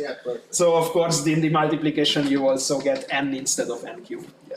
I mean the exponentiation you also get n instead of n cubed, yes. Thank you. You're welcome. Okay, so it seems ad hoc at first, though the representation itself is cute in some algorithms like Floyd-Warshall or whatever, but otherwise, actually, if we represent graphs by some form of an adjacency matrix, it's actually a representation that is the basis of a lot of like mathematical research. There is something called spectral graph theory, for example. I'm not going to talk about it, but it derives a lot of structural properties of graphs relying on the adjacency matrix. Anyway, what is this by adjacency matrix? Anyway, what it means is if you have a graph and it might have directed or undirected edges as well. Let's consider this. Then you can just number the nodes and then use the matrix that tells you from which node you can get to which node. So if, for example, if there is an edge from I to j, you just put 1. If there is no, you just put 0. Okay. So for example, here from 1 you can get to 2, but nowhere else. From 2 you get to 3 and 4. From 3 you get to 2 and 4, and from 4 you can only get to 3, something like this. Okay. Did you write at 2? Sorry? Did you write at 2? Maybe, but that's a typo, definitely. Okay. Okay, so I don't know if some of you encountered the meaning of exponentiating this matrix. What's the meaning behind it? Somebody? exactly the same way as this counts paths of length 1 from I to j. You can easily prove, I'm going to skip it, it's not the main topic, but you can easily prove that powers of this matrix would count, enumerate the number of paths starting from I ending at j with length exactly k if you raise it to the kth power. Okay, it's easy to prove if you consider the meaning of the multiplication.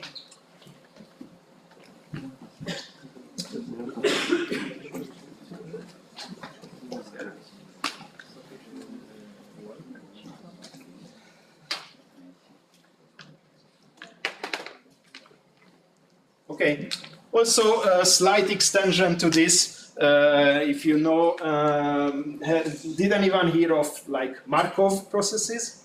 Markov chains or something like that? Many of you, okay, I'm not going to talk about it, but there you similarly have like a graph of possible like state changes, but there, for example, each state change, each edge has a corresponding probability, which means that, for example, here, okay, this has just one neighbor, so this would be probability 1. So from this node, we would get to here. Okay, and yeah, you may add some other edges. You can stay at the same state with like probability 0.5 or go there with probability 0.5. So you can assign probabilities to the edges. Those will be used in the matrix. In that case, for example, you can see that it does not count the number of ways to get there anymore, but instead it counts the probability of getting from I to j in exactly k steps. So, for example, these are some very common ideas or very common models that can be represented by a matrix. Okay. Another example connected to this is, of course, expected value. Expected value to reach a state or to terminate at a state, it can be modeled the same way. Okay, so these are probably the applications that most of you know about. Okay, so as I said earlier, I will show you some cute examples when multiplication can be carried out very efficiently. And sometimes actually you can derive an algorithm that otherwise is difficult to come by looking at the matrix structure itself. So that's where it will get a bit cute.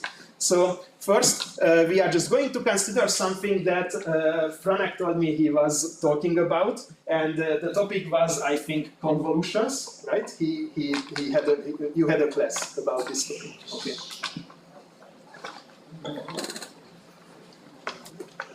Okay, so if you think about convolutions are actually by themselves not really linear transforms. I mean, you can write it as a linear transform if you fix one vector and use the other vector to fill the arrays. In those cases, it's usually a matrix product, but it doesn't have structural properties because we assume that both vectors are arbitrary when we consider a convolution. So a convolution is usually some cumulative value calculated over pairs of indices from the two vectors. So a convolution usually it's usually defined differently depending on the field you are working on. So that's why I'm not really trying to give an exact definition. For example, in programming or programming competitions, the usual form of a convolution is you have two vectors, 0a1, so an minus 1, 0b minus 1, bn minus 1, and you want to compute the vector c such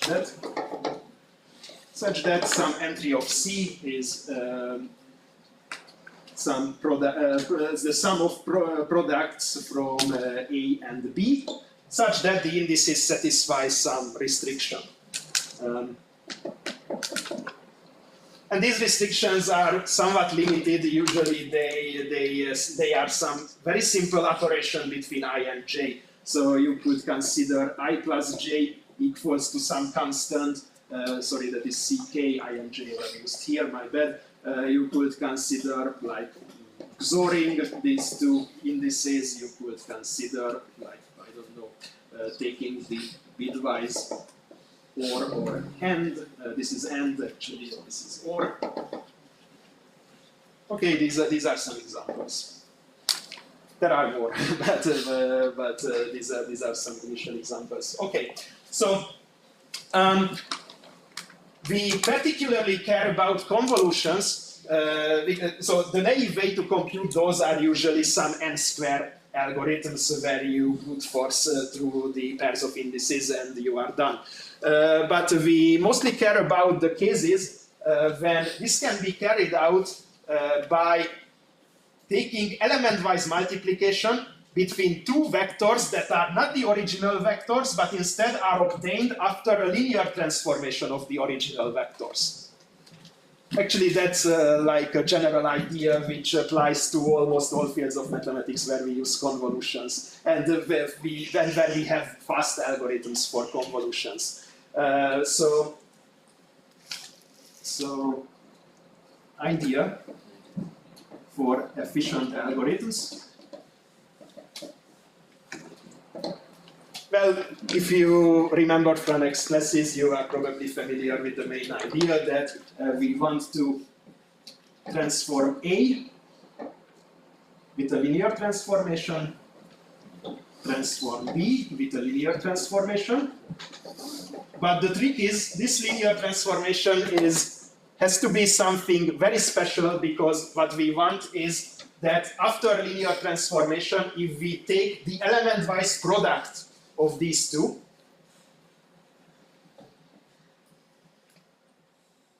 then C prime, let's say K, is A prime K times B times K without any summation. So we compute a vector by taking element-wise product of these vectors, where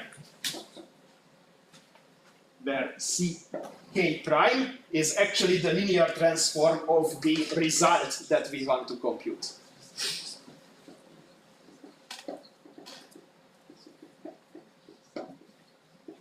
The result C.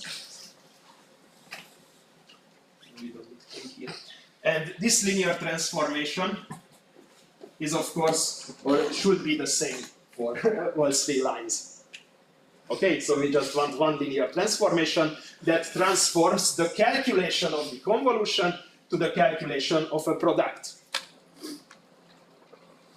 Okay, so in many ways, the simplest example is the so-called OR convolution, which is kind of equivalent to the AND convolution. It's simple in the sense that you can figure out an efficient algorithm for it with some elementary arguments, like the sum over subset kind of DP that you were doing, right? Okay, can you remember that the sum of the subset DP that you did there, which part of it does it perform? It's the transformation. The sum over subset dp was the linear transformation, then you perform this multiplication, and then you still need to be able to somehow revert the linear transformation to get C.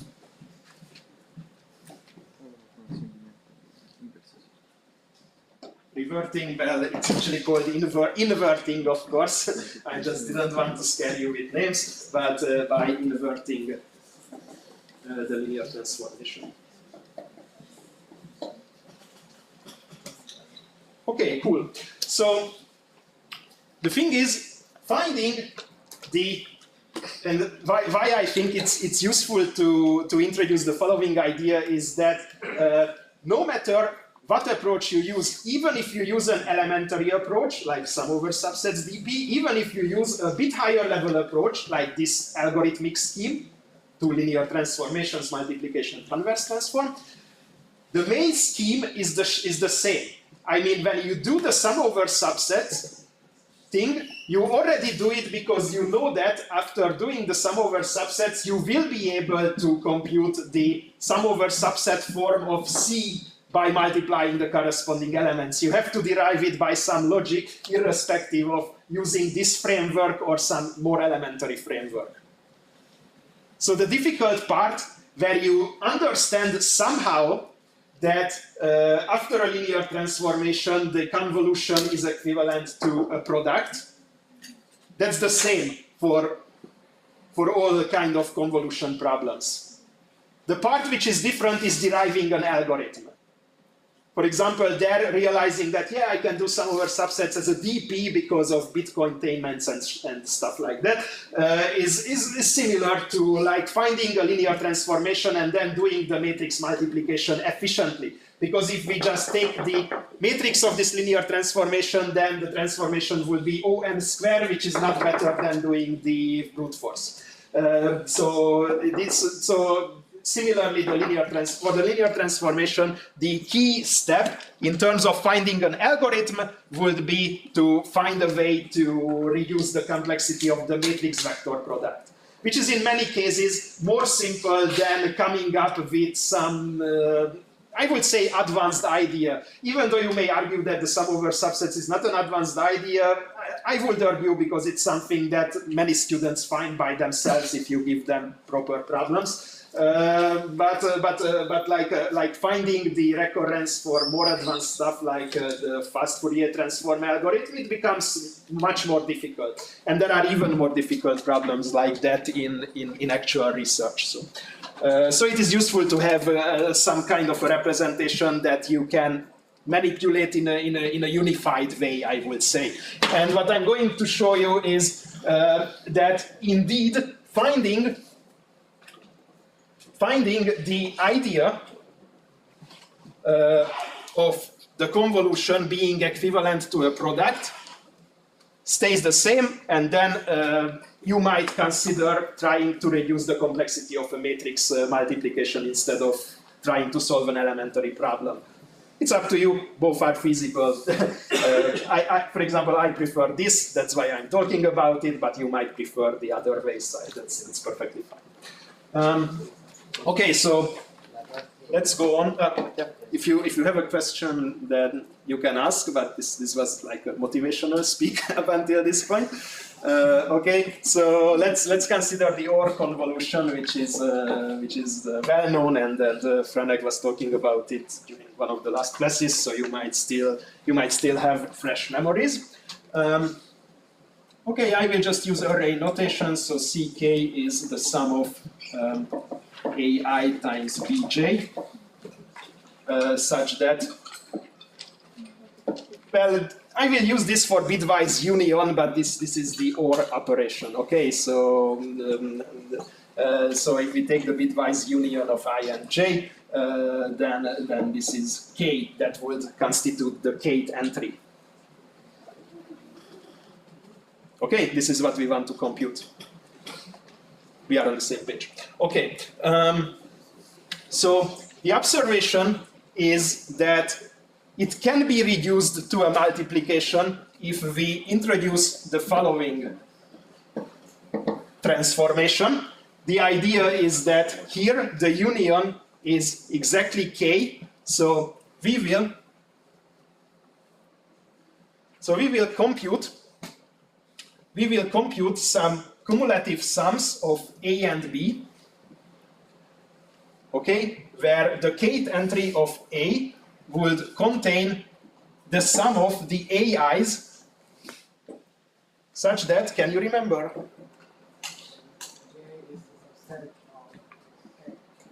Such that I is contained by K, yes. Okay, that's actually the idea behind the, I mean, that's what you compute with the sum over subsets DP, right? You take all kinds of bit representations of indices, which are part of the bit representation of K, and you sum them to get this particular value, okay? And of course we do this for B.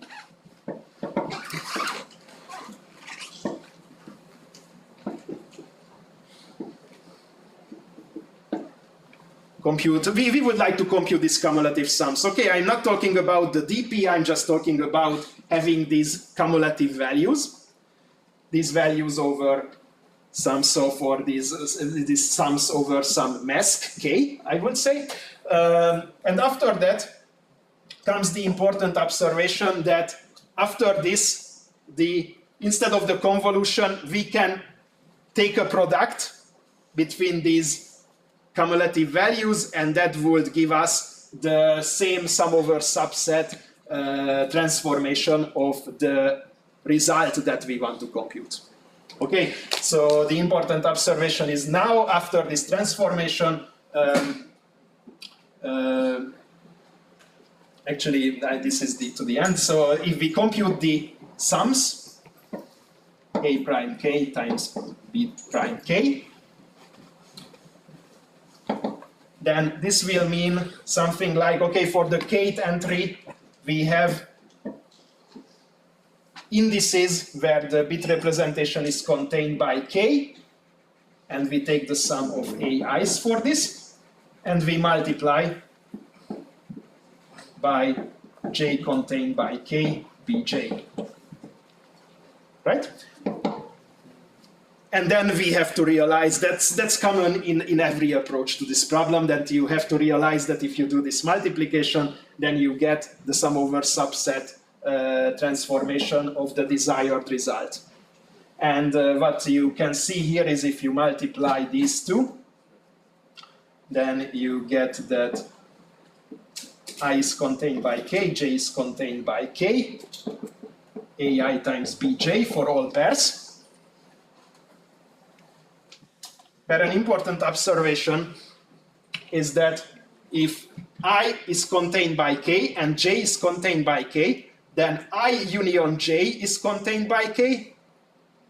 And actually, it's not just contained, but it's actually equivalent in the sense that, let's just say this equals to the sum taken when I union j equals to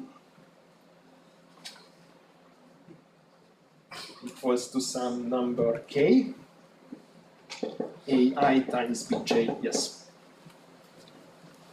Yes? Should be I or j is contained by Contained, sure. Yeah.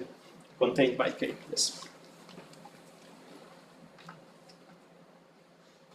Okay, so yes, because if I is contained by k, j is contained by k, then if you take the bitwise union, it is still contained by k, because you just you can only flip bits by taking the union that were already in k.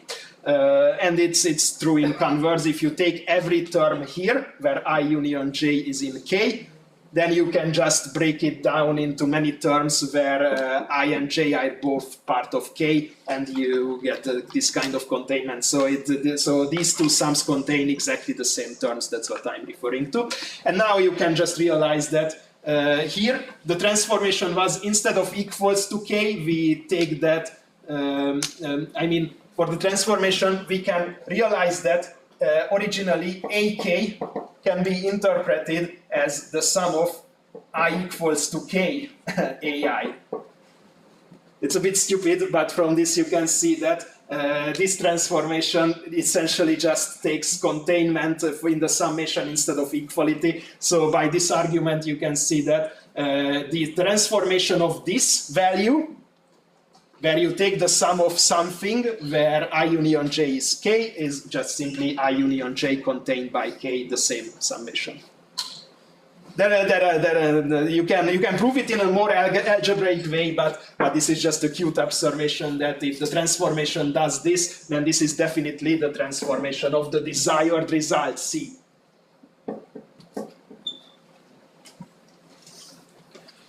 Okay, any questions until this point? Okay, so this was the difficult part actually, and this is the part that you in some form have to recognize in every solution. Otherwise, why would you do anything like a subset DP? Well, you might just be semi-randomly try the idea and realize that it works, but otherwise, from a higher level perspective, I would say that this idea is required in every solution. So now we have choices. We could try to compute these sums by a DP and get to the elementary solution. It's perfectly fine. I don't have anything against it. Or we could try to find the matrix of the transformation that we do here. Okay, so let's try to find the transformation matrix.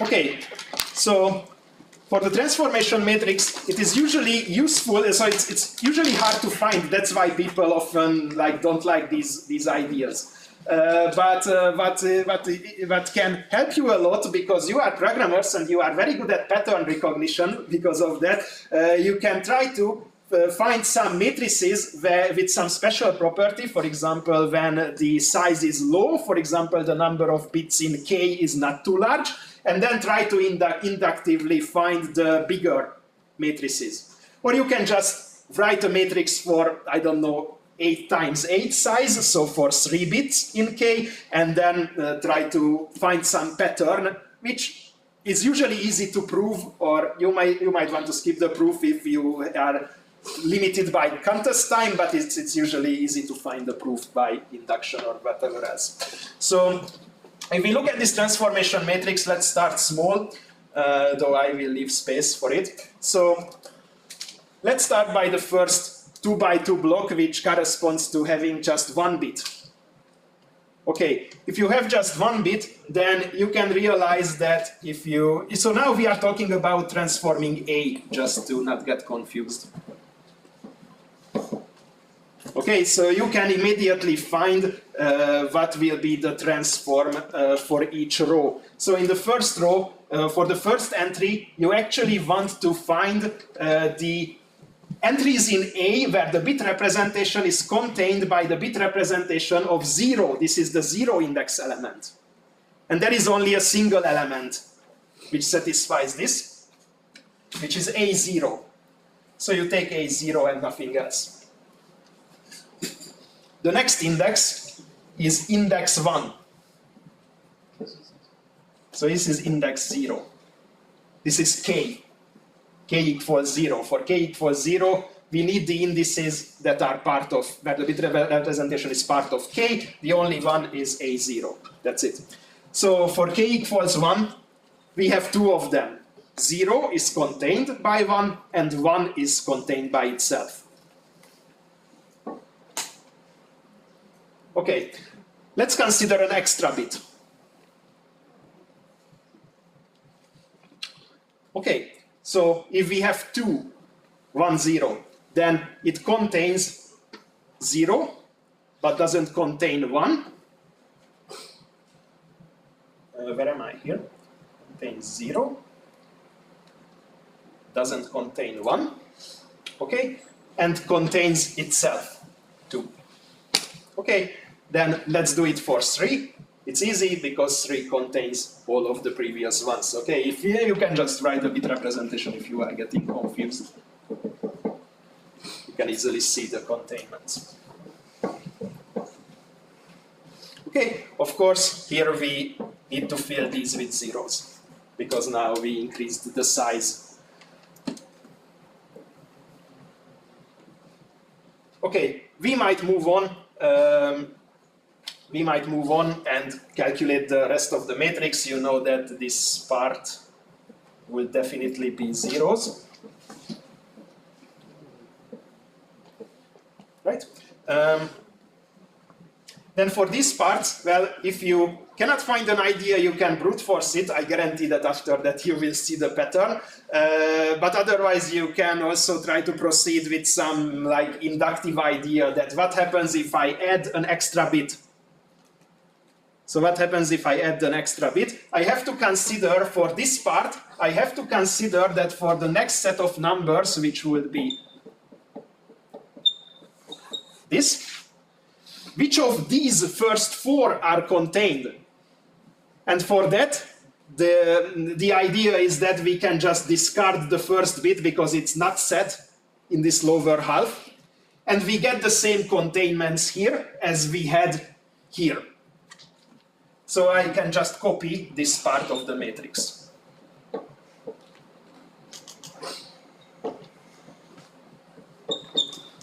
right? For this part, well, now we have an extra 1, but we also have, for these numbers, an extra 1. So the first bit is common between these indices and these indices of A elements.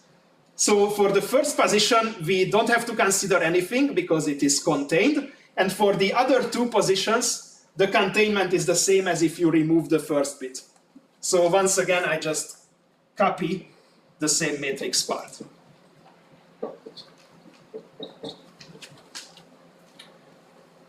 Okay, so now we know that there is some recursive property of this matrix. This is what Frank mentioned as Kronecker delta, probably. Though I don't know if he did it for this particular transformation, but it also works for this. So this is, but we don't need that concept actually at this point. What we only need to recognize is if we have Tn for some matrix of size n times n, then we can get the next matrix as Tn, Tn, Tn, and filled with zeros. This is like a block representation.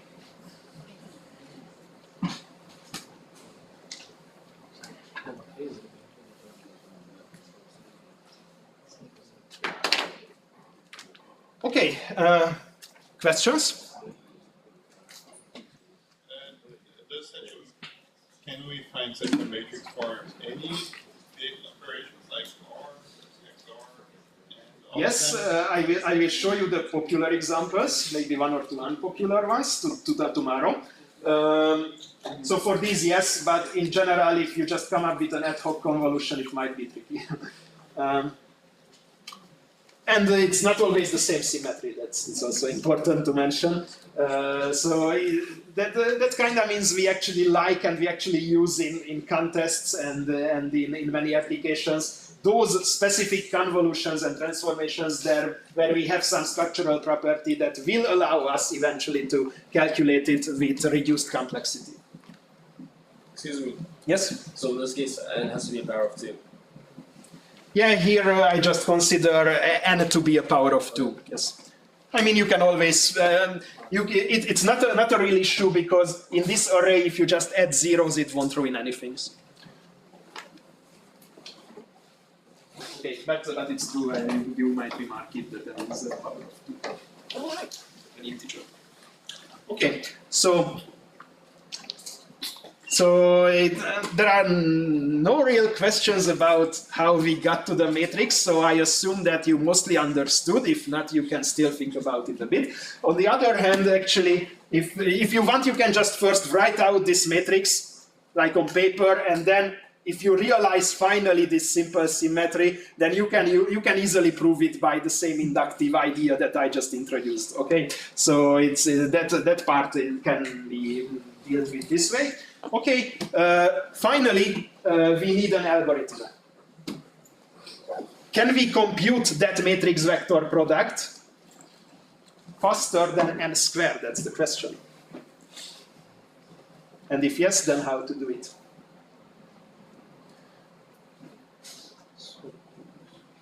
Okay, so the idea that we need to understand here is this block structure of matrix multiplication, which is actually very easy to understand. Don't get scared by names.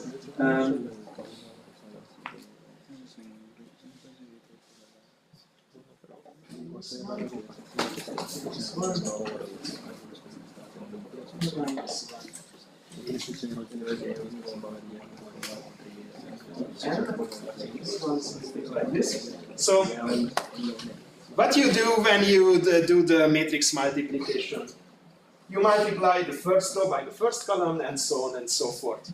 Now, you can immediately see because of this 0 that if you perform the multiplication for the first half amount of rows, then these entries will be multiplied by entries of Tn, and these lower entries will be multiplied by zeros. So to get the upper half of the result, which would be obtained by multiplying these rows by this vector. It is enough to multiply the first half, let's call it A low, let's call it A high. It is enough to multiply A low by Tn, because the rest will be multiplied by 0, so we can just skip that part of the computation. Okay. Now comes the second part. In the second part, you have sums where you multiply the upper half by entries from Tn, and then you proceed and multiply the lower half by entries of Tn, and then you add them and get an entry. But guess what? We already computed the multiplication between Tn and the upper half. So we just reuse the same values.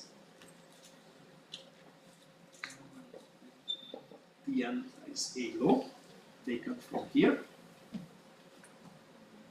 And we still need to calculate Tn times this.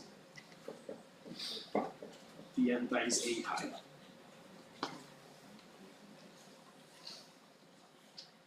So what you can do here is you can use divide and conquer. I mean, a simple DNC algorithm will do it. If you want to compute this matrix product for Tn, or Tn plus 1, let's say, then if the size of the matrix is like, I don't know, even you can either get back to the 2 by 2 case or the 1 by 1 case, then you just brute force return the answer, that's constant time. And otherwise, if the size is greater, then you recursively call this and call this for vectors and matrices, so the whole problem reduced to half size. So the recurrence is simply, I don't know, I mean, I used T and usually use T here, sorry about the confusion. So the complexity for a problem of size n is actually 2 times the complexity of the problem for size n over 2 plus constant. So it's very easy to see that we have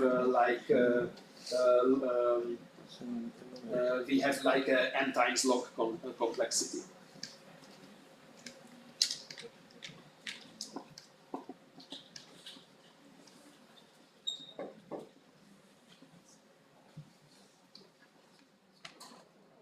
Okay, so this is like the divide and conquer approach to compute the sum over subsets dp. You can see the kind of equivalence between the two of them. I mean, if you just do the sum over subsets dp naively, then you may interpret this recurrence as trying to move back by removing a bit position or something like that.